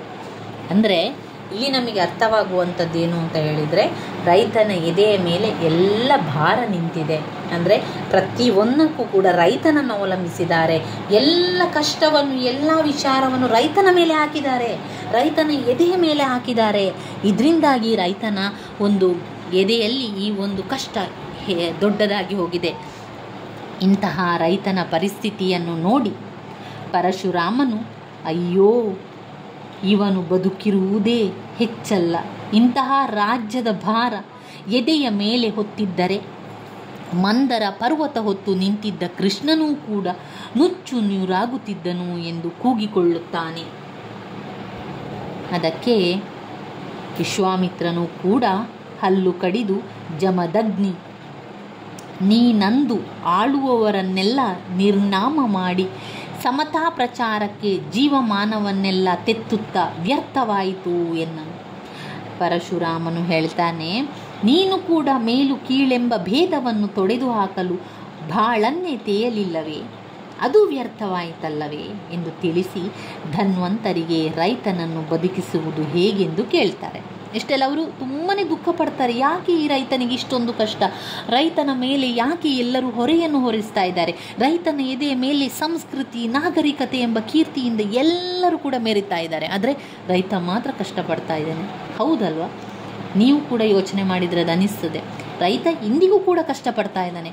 ಅವನು ಬೆಳೆದಂಥ ಬೆಳೆ ಅವನ ಕೈಗೆ ಸಿಕ್ಕಿದರೆ ಪುಣ್ಯ. ಎಷ್ಟೋ ಪ್ರವಾಹಗಳು ಬರ್ತದೆ, ಅತಿವೃಷ್ಟಿ, ಅನಾವೃಷ್ಟಿಗಳಾಗ್ತದೆ. ಅಂದರೆ ರೈತನು ಕಷ್ಟದಲ್ಲೇ ಬೇಯ್ತಾನೆ, ಕಷ್ಟದಲ್ಲೇ ಹುಟ್ಟುತ್ತಾನೆ, ಕಷ್ಟದಲ್ಲೇ ನರಳ್ತಾನೆ, ಕಷ್ಟದಲ್ಲೇ ಸಾಯುವಂತಹ ಪರಿಸ್ಥಿತಿ ರೈತನಿಗೆ. ಅದು ಯಾವ ರೈತ ಕೂಡ ಆಗಿರಬಹುದು. ಇಂದು ಕೂಡ ಅದೇ ಪರಿಸ್ಥಿತಿ ಆಗುವಂಥದ್ದು. ಅದನ್ನೇ ಅವತ್ತಿನ ಕಾಲದಲ್ಲೂ ಆಗಿರುವಂಥದ್ದು. ಎದೆಯ ಮೇಲಿರುವ ರಾಜ್ಯದ ಭಾರವನ್ನು ತೆಗೆದು ಹಾಕಿದರೆ ಕಾಯಿಲೆ ಸರಿ ಹೋಗ್ತದೆ ಅಂತ ಧನ್ವಂತರಿ ಹೇಳ್ತಾರೆ. ಆಗ ವಿಶ್ವಾಮಿತ್ರ ಲೋಕವೆಲ್ಲ ನಿರ್ನಿಯಮವಾಗಿ, ಅರಾಜಕವಾಗಿ, ಅವ್ಯವಸ್ಥೆಯಾದರೆ ಎಂದು ಪ್ರಶ್ನಿಸ್ತಾರೆ. ಆ ಮಾತಿಗೆ ಧನ್ವಂತರಿ ಮುನಿ, ನಿನಗೆ ಬುದ್ಧಿ, ಕೋಪ ಬರ್ತದೆ ಧನ್ವಂತರಿಗೆ, ನಿಮಗೆ ಬುದ್ಧಿ ಇಲ್ಲ. ಮೊದಲು ರೋಗ ನಿವಾರಣೆ ಆಗಲಿ, ಆಮೇಲೆ ದೃಢಕಾಯನಾಗುವ. ಅವನೇ ಕೆಳಕ್ಕೆ ಬಿದ್ದಿದ್ದ ರಾಜ್ಯದ ಭಾರವನ್ನು ಎದೆಯ ಮೇಲೆ ಹಾಕಿಕೊಳ್ಳುವುದಕ್ಕೆ ಬದಲಾಗಿ ಹೆಗಲ ಮೇಲೆ ಹೊತ್ತು ರಾಜ್ಯಭಾರವನ್ನು ನಿರ್ವಹಿಸ್ತಾನೆ. ಹೆಗಲ ಮೇಲೆ ಹೊರಲಿ, ಎದೆಗೆ ಹಾಕುವುದು ಬೇಡ. ಯಾವುದೇ ಕಷ್ಟ, ಯಾವುದೇ ಭಾರವನ್ನು ಹೆಗಲಿನಲ್ಲಿ ಹೊರಲಿ. ಎದೆಗೆ ಹಾಕಿದರೆ ಈ ಪರಿಸ್ಥಿತಿ ಬರುವಂಥದ್ದು. ಆದ್ದರಿಂದ ಬಿದ್ದಿದ್ದ ರಾಜ್ಯದ ಭಾರವನ್ನು ಎದೆಯ ಮೇಲೆ ಹಾಕಿಕೊಳ್ಳುವುದು ಬೇಡ. ಅದರ ಬದಲಾಗಿ ಹೆಗಲ ಮೇಲೆ ಹೊತ್ತು ರಾಜ್ಯಭಾರವನ್ನು ವಹಿಸಿ ನಿರ್ವಹಿಸುತ್ತಾನೆ ಎಂದು ಗದರಿಸ್ತಾನೆ. ಒಡನೆ ವಿಶ್ವಾಮಿತ್ರನು ಗೂಳಿಯಂತೆ ಹುಂಕರಿಸಿ ಮಹಾಭಯಂಕರವಾದ ಕ್ರಾಂತಿ ಭೂತಗಳನ್ನು ಸೃಷ್ಟಿಸಿ ಆ ರೈತನ ಎದೆಯ ಮೇಲಿರುವ ಭಾರವನ್ನೆಲ್ಲ ನೆಲಕ್ಕುರುಳಿಸಿ ಎಂದು ಆಜ್ಞೆ ಮಾಡಲು ಒಡಾನೆ ರಾಜ್ಯದಲ್ಲಿ ಸಿಡಿಲು, ಮಳೆ, ಬಿರುಗಾಳಿ, ಭೂಕಂಪ ತೋರಿ ಉತ್ಪಾತವಾಗಿ ರಾಜ್ಯ ವೇಶ್ಯವು, ದೇವಾಲಯಗಳು, ಗೋಪುರಗಳು ಕೆಳಗೆ ಬೀಳಲಿಕ್ಕೆ ಆರಂಭ ಆಗ್ತದೆ. ಇದಾದ ನಂತರ ರೈತನ ನರಳುವಿಕೆ ನಿಧಾನವಾಗಿ ಕಡಿಮೆಯಾಗಿ ಶ್ವಾಸೋಚ್ಛ್ವಾಸ ಸಹಜವಾಗಿ ಆಗ್ತದೆ. ಆ ಒಂದು ಉಸಿರಾಟ, ಏನು ಉಸಿರಾಟ ಮೇಲೆ ಕೆಳಗೆ ಹೋಗ್ತಾ ಇತ್ತಲ್ವ, ಆ ಒಂದು ಉಸಿರಾಟದ ಒಂದು ಸಹಜ ಸ್ಥಿತಿಗೆ ಬರ್ತದೆ. ಕಣ್ಣಿನಲ್ಲಿ ಸಂತೋಷದ ಬೆಳಕು ಮಿಂಚಿ ತುಸು ಹೊತ್ತಿನಲ್ಲಿಯೇ ನೋಡುತ್ತಿದ್ದವರಿಗೆ ಆಶ್ಚರ್ಯವಾಗುವಂತೆ ರೈತ ನಗುಮೊಗದಿಂದ ರೈತನು ಮೇಲೆದ್ದು ಋಷಿಗಳಿಗೆಲ್ಲ ಕೈ ಮುಗಿತಾನೆ. ಇಲ್ಲಿ ಅವರಿಗೆ ಯಾರು ಅಂತ ಗೊತ್ತಿಲ್ಲ, ಅವರು ವೇಷ ಮರೆಸಿಕೊಂಡು ಬಂದಿದ್ದಾರಲ್ವ. ಆದರೆ ಅದನ್ನೆಲ್ಲ ಮಾಡಿದಂತಹ ಅವರಿಗೆ ರೈತ ಏನು ಮಾಡ್ತಾನೆ, ಕೈ ಮುಗಿದು ಅಲ್ಲಿ ನಿಲ್ಲುವಂಥದ್ದು, ಆ ಒಂದು ವಿಷಯಕ್ಕೆ ಅಲ್ಲಿ ಕತೆ ಮುಕ್ತಾಯವಾಗುವಂಥದ್ದನ್ನು ಕಾಣ್ಬೋದು. ಇಲ್ಲಿ ಕುವೆಂಪು ಅವರು ಧನ್ವಂತರಿ ಚಿಕಿತ್ಸೆ ಕಥೆಯನ್ನು ಒಳಗೊಂಡಿರುವಂತಹ ಒಂದು ಕಥಾ ಸಂಕಲನದಲ್ಲಿ ರೈತನ ಸ್ಥಿತಿ ಗತಿಗಳನ್ನು ಅವಲೋಕಿಸಿ ಬರೆದಂತಹ ಕತೆ ಇದು ಧನ್ವಂತರಿ ಚಿಕಿತ್ಸೆಯಾಗಿದೆ. ಇಷ್ಟು ಬರೆದ ನಂತರ ನೀವು ಮುಕ್ತಾಯವನ್ನು ಬರೀಬೇಕು. ಹೇಗೆ ಮುಕ್ತಾಯವನ್ನು ಬರೆಯುವಂಥದ್ದು? ಮುಕ್ತಾಯವನ್ನು ಬರಿಬೇಕಾದ್ರೆ ನೀವು ತಿಳ್ಕೊಂಡಿರುವಂಥ ವಿಚಾರಗಳನ್ನು ಒಂದು ಸಣ್ಣದಾಗಿ ಬರಿತಾ ಹೋಗಿ. ಕುವೆಂಪು ಅಲ್ಲಿಂದ ಆ ರೀತಿಯಾಗಿ ಬರೀರಿ. ಕುವೆಂಪು ಅವರು ಬರೆದಿರುವಂತಹ ಈ ಧನ್ವಂತರಿ ಚಿಕಿತ್ಸೆ ಎನ್ನುವಂತಹ ಕತೆ ಸಮಕಾಲೀನ ರೈತನ ಸ್ಥಿತಿ ಗತಿಗಳನ್ನು ಅವಲೋಕಿಸಿ ಬರೆದಂತಹ ಧನ್ವಂತರಿ ಚಿಕಿತ್ಸೆಯಾಗಿದೆ. ಕುವೆಂಪು ಅವರ ಈ ಕಥೆಯನ್ನು 20ನೇ ಶತಮಾನದ ಆದಿಯಲ್ಲಿಯೇ ಆ ಒಂದು ಕಥೆಯನ್ನು ಬಂದಿರುವಂಥದ್ದು. ಭಾರತ ಹಳ್ಳಿಗಳ ದೇಶ, ಭಾರತದ ಆರ್ಥಿಕತೆಯ ಬೆನ್ನೆಲುಬು ವ್ಯವಸಾಯ ಎಂದು ನಮಗೆಲ್ಲ ತಿಳಿದಿದೆ. ಭಾರತ ದೇಶದ ಒಟ್ಟಾರೆ ಕೃಷಿ ಆಧಾರಿತ ಉತ್ಪನ್ನಗಳ ಚರಿತ್ರೆ ವಿಸ್ಮಯಕಾರಿಯಾಗುವಷ್ಟು ಪ್ರಗತಿದಾಯಕವಾಗಿದೆ. ಭಾರತ ದೇಶ ಕೃಷಿ ಉತ್ಪನ್ನಗಳಲ್ಲಿ, ಆಹಾರ ಬೆಳೆಗಳ ಸ್ವಯಂ ಪೂರ್ಣತೆಯಲ್ಲಿ ಜಗತ್ತಿಗೆ 2ನೆಯ ದೇಶವಾಗಿದೆ. ಭಾರತ ದೇಶದ ಪ್ರತಿ ಪ್ರಜೆಗೂ ಗೊತ್ತು, ನಮ್ಮ ದೇಶದ ಕೃಷಿ ವಲಯ ಸ್ಥಿತಿಗತಿಗಳು ಚೆನ್ನಾಗಿಲ್ಲ. ಮಾತ್ರವಲ್ಲ, ಅದು ತೀರಾ ಚಿಂತಾಜನಕ ಸ್ಥಿತಿಯಲ್ಲಿದೆ. ದೇಶದ ಬೆನ್ನೆಲುಬಾದ ರೈತನ ಬೆನ್ನೆಲುಬೆ ನೆಟ್ಟಗಿಲ್ಲದೆ ಬಗ್ಗಿ ಹೋಗಿದೆ. ಅವನ ಸ್ಥಿತಿ ತೀರಾ ಕಳವಳಕಾರಿಯಾಗಿದೆ. ಇದೆಲ್ಲದರ ಒಟ್ಟು ಪರಿಣಾಮವೋ ಎಂಬಂತೆ ರೈತರ ಸರಣಿ ಆತ್ಮಹತ್ಯೆಗಳು ನಮ್ಮ ಕಣ್ಣ ಮುಂದೆ ಬರುವಂತೆ ನಮಗೆ ಕಾಣುವಂಥದ್ದು. ಇನ್ನು ಕುವೆಂಪು ಅವರ ಈ ಧನ್ವಂತರಿ ಚಿಕಿತ್ಸೆಯಲ್ಲಿ ಅವರು ಮೊದಲಿಗೆ ಒಂದು ಸ್ವರ್ಗಲೋಕವನ್ನು ನಾವು ಕಾಣ್ತೇವೆ. ಅದಾದ ನಂತರ ಅವರು ಭೂಲೋಕಕ್ಕೆ ಬರುವಂಥದ್ದು, ಅವರಿಗೆ ಕೇಳುವಂತಹ ಒಂದು ನರಕ ಯಾತನೆ, ನರಕದ ಸ್ವರ, ಒಂದು ಉಸಿರಾಡುವಂತಹ ಜೋರಾಗಿ ಉಸಿರಾಡುವಂಥವರ ಒಂದು ಸ್ವರವನ್ನು ಕೇಳಿ ನಂತರ ಈ ಒಂದು ನರಕ ಯಾತನೆ ಎಲ್ಲಿಂದ ಬರ್ತದೆ ಅಂತ ತಿಳ್ಕೊಂಡು ನಂತರ ಅವರು ಭೂಲೋಕಕ್ಕೆ ಬರುವಂಥದ್ದು, ನಂತರ ಅಲ್ಲಿ ರೈತನ ಮನೆಗೆ ಹೋಗುವಂಥದ್ದು, ನಂತರ ಚಿಕಿತ್ಸೆಯನ್ನು ಪಡೆದುಕೊಳ್ಳುವಂಥದ್ದು, ಇದೆಲ್ಲ ಕೂಡ ಈ ಒಂದು ವಿಚಾರದಲ್ಲಿ ಬರುವಂಥದ್ದು ಅಂತ ಒಂದು ಮುಕ್ತಾಯವನ್ನು ಹಾಕಿ ಇಷ್ಟು ನೀವು ಇದರಲ್ಲಿ ಮಾಡ್ಕೊಳ್ಳಿ ಸ್ನೇಹಿತರೆ. ಹಾಗೆ ನಿಮಗೆ ಒಂದು 10 ಪುಟದಷ್ಟಾದರೂ, 10ರಿಂದ ಜಾಸ್ತಿ ಪುಟದಷ್ಟಾದರೂ ಕೂಡ ನೀವು ಅಸೈನ್ಮೆಂಟಿಗೆ ಬರಿಬೇಕಾಗ್ತದೆ. ಆಗ ಒಳ್ಳೆಯ ಅಂಕಗಳು ಸಿಗ್ತದೆ. ಅಂದರೆ ಕಡಿಮೆ ಪುಟವನ್ನು ಇಷ್ಟೇ ಪುಟ ಬರೀರಿ, 4 ಪುಟ ಬರೀರಿ, 5 ಪುಟ ಬರೀರಿ ಅಂತ ಯಾವುದೇ ನಿಯಮ ಇಲ್ಲ. ಆದರೆ ನಮಗೆ 20ರಲ್ಲಿ ಒಳ್ಳೆಯ ಅಂಕ ಸಿಗಬೇಕು, 17, 18, 19 ಅಂಕಗಳೆಲ್ಲ ಸಿಗಬೇಕು ಅಂತ ಹೇಳಿದರೆ ನಾವು 10 ಪುಟದಿಂದ ಜಾಸ್ತಿ ಉತ್ತರವನ್ನು ಬರಿತಾ ಹೋಗಬೇಕಾಗ್ತದೆ. ನೋಡಿ, ನಿಮ್ಮಲ್ಲಿ ಪುಸ್ತಕಗಳಿದ್ದರೆ ಇದನ್ನು ನೋಡಿಕೊಂಡು ಬರಿತಾ ಹೋಗಿ. ಇಲ್ಲ ಅಂತಾದರೆ ಇಲ್ಲಿ ನಾನು ತೋರಿಸ್ತಾ ಇದ್ದೇನೆ, ಇದನ್ನು ನೋಡಿಕೊಂಡು ಬರೀರಿ ಸ್ನೇಹಿತರೆ. ಅದರ ವಿಶ್ಲೇಷಣೆ ಇದೆ ಅದರಲ್ಲಿ.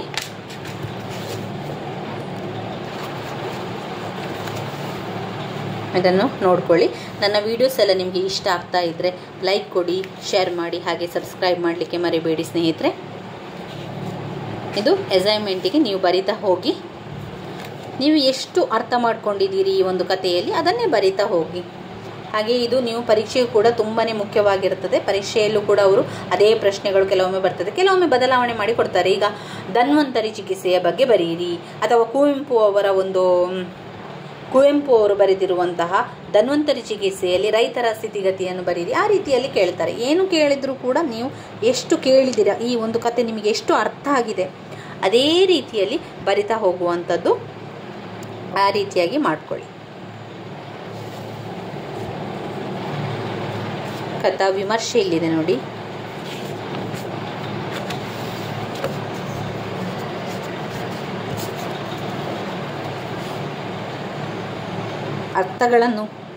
ಅರ್ಥಗಳು ಕೂಡ ಕೆಲವೊಂದು ಇಂಪಾರ್ಟೆಂಟ್. ಇದರಲ್ಲಿ ಬಂದಿರುವಂಥ ಅರ್ಥ ಪಡಕಾನೆ ಎನ್ನುವಂಥದ್ದು ಕೇಳಿದ್ದಾರೆ. ಅರ್ಥದಲ್ಲಿ ಸರಾಯಿ ಅಂಗಡಿ, ಪಡಕಾನೆ ಅಂದರೆ ಸಾರಾಯಿ ಅಂಗಡಿ, ಲಘುತ್ವ ಅಂದರೆ ಸಣ್ಣತನ. ಇದೆರಡು ಪ್ರಶ್ನೆ ಬಂದಿದೆ ಹಳೆಯ ಪ್ರಶ್ನೆ ಪತ್ರಿಕೆಯಲ್ಲಿ. ಆ ಅರ್ಥವನ್ನು ಕೇಳಿದ್ದಾರೆ. ಪಡಕಾನೆ ಅಂದರೆ ಏನು ಅಂತ ಕೇಳಿದ್ದಾರೆ, ಸರಾಯಿ ಅಂಗಡಿ ಅಂತ. ಆಮೇಲೆ ಲಘುತ್ವ ಅಂದರೆ ಸಣ್ಣತನ. ನೋಡಿ ಸಾರಾಂಶ ನೋಡಿ ಯಾವ ರೀತಿ ಕೊಟ್ಟಿದ್ದಾರೆ ಅಂತ. ಸ್ವಲ್ಪ ಸಾರಾಂಶವನ್ನು ಕೊಟ್ಟಿದ್ದಾರೆ ನಮಗೆ, ಅದರೊಳಗೆ ಏನು ಬಂದಿದೆ ಅಂತ. ಆ ಸಾರಾಂಶವನ್ನೇ ನಾವು ಪೀಠಿಕೆಯಲ್ಲಿ ಸ್ವಲ್ಪ ಬರಿಬೋದು. ಪೀಠಿಕೆಯನ್ನು ಬರೆದು ಪೀಠಿಕೆ ಒಂದು 1/4 ಪುಟದಷ್ಟು ನೀವು ಪೀಠಿಕೆಯನ್ನು ಬರೀರಿ. ಅಸೈನ್ಮೆಂಟಿಗೆ ಬರಿಬೇಕಾದ್ರೆ 1/4 ಪುಟದಷ್ಟು ಪೀಠಿಕೆಯನ್ನು ಬರೆದು ನಂತರ ವಿವರಿಸಲಿಕ್ಕೆ ಆರಂಭ ಮಾಡಿ. ನಾನು ವಿಶ್ಲೇಷಣೆಯನ್ನು ತೋರಿಸಿದೆಲ್ಲ ಅದನ್ನೆಲ್ಲ ಸೇರಿಸ್ತಾ ಬರೀರಿ. ಹಾಗೆ ನೀವು ಕಥೆಯನ್ನು ಏನು ಅರ್ಥ ಮಾಡ್ಕೊಂಡಿದ್ದೀರಾ ಅದನ್ನು ಕೂಡ ಬರಿತಾ ಹೋಗಿ. ಈ ರೀತಿಯಾಗಿ ನಿಮಗೆ ಅರ್ಥ ಆಗಿದ್ದನ್ನು ನೀವು ಬರಿತಾ ಹೋದರೆ ಪರೀಕ್ಷೆಗೂ ಕೂಡ ತುಂಬಾ ಅನುಕೂಲ ಆಗ್ತದೆ. ಹಾಗೆ ಒಮ್ಮೆ ನೀವು ಅರ್ಥ ಮಾಡ್ಕೊಂಡಿರುವಂಥದ್ದನ್ನು ಪುನಃ ಹೇಳಿಕೊಂಡ್ರೆ ಅದು ನಿಮ್ಮ ಮನಸ್ಸಲ್ಲಿ ಕೂತ್ಕೊಳ್ತದೆ, ಅದೇ ನೆನಪಲ್ಲಿರ್ತದೆ ಅವತ್ತು. ಅದರಿಂದ ಪರೀಕ್ಷೆಗೂ ಕೂಡ ತುಂಬಾ ಸುಲಭ ಆಗ್ತದೆ. ನಾವು ಬೇಗ ಅದನ್ನು ಬರಿತಾ ಹೋಗ್ಬೋದು. ತುಂಬಾ ಒಳ್ಳೆಯದಾದಂಥ ಒಂದು ಕತೆ, ತುಂಬ ಒಂದು ಅರ್ಥ ಇರುವಂಥ ಒಂದು ಕತೆ ಅಂತಲೇ ಹೇಳ್ಬೋದು.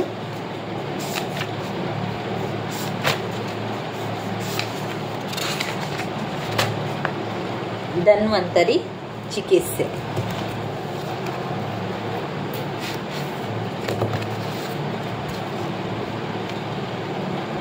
ಧನ್ಯವಾದಗಳು ಸ್ನೇಹಿತರೆ.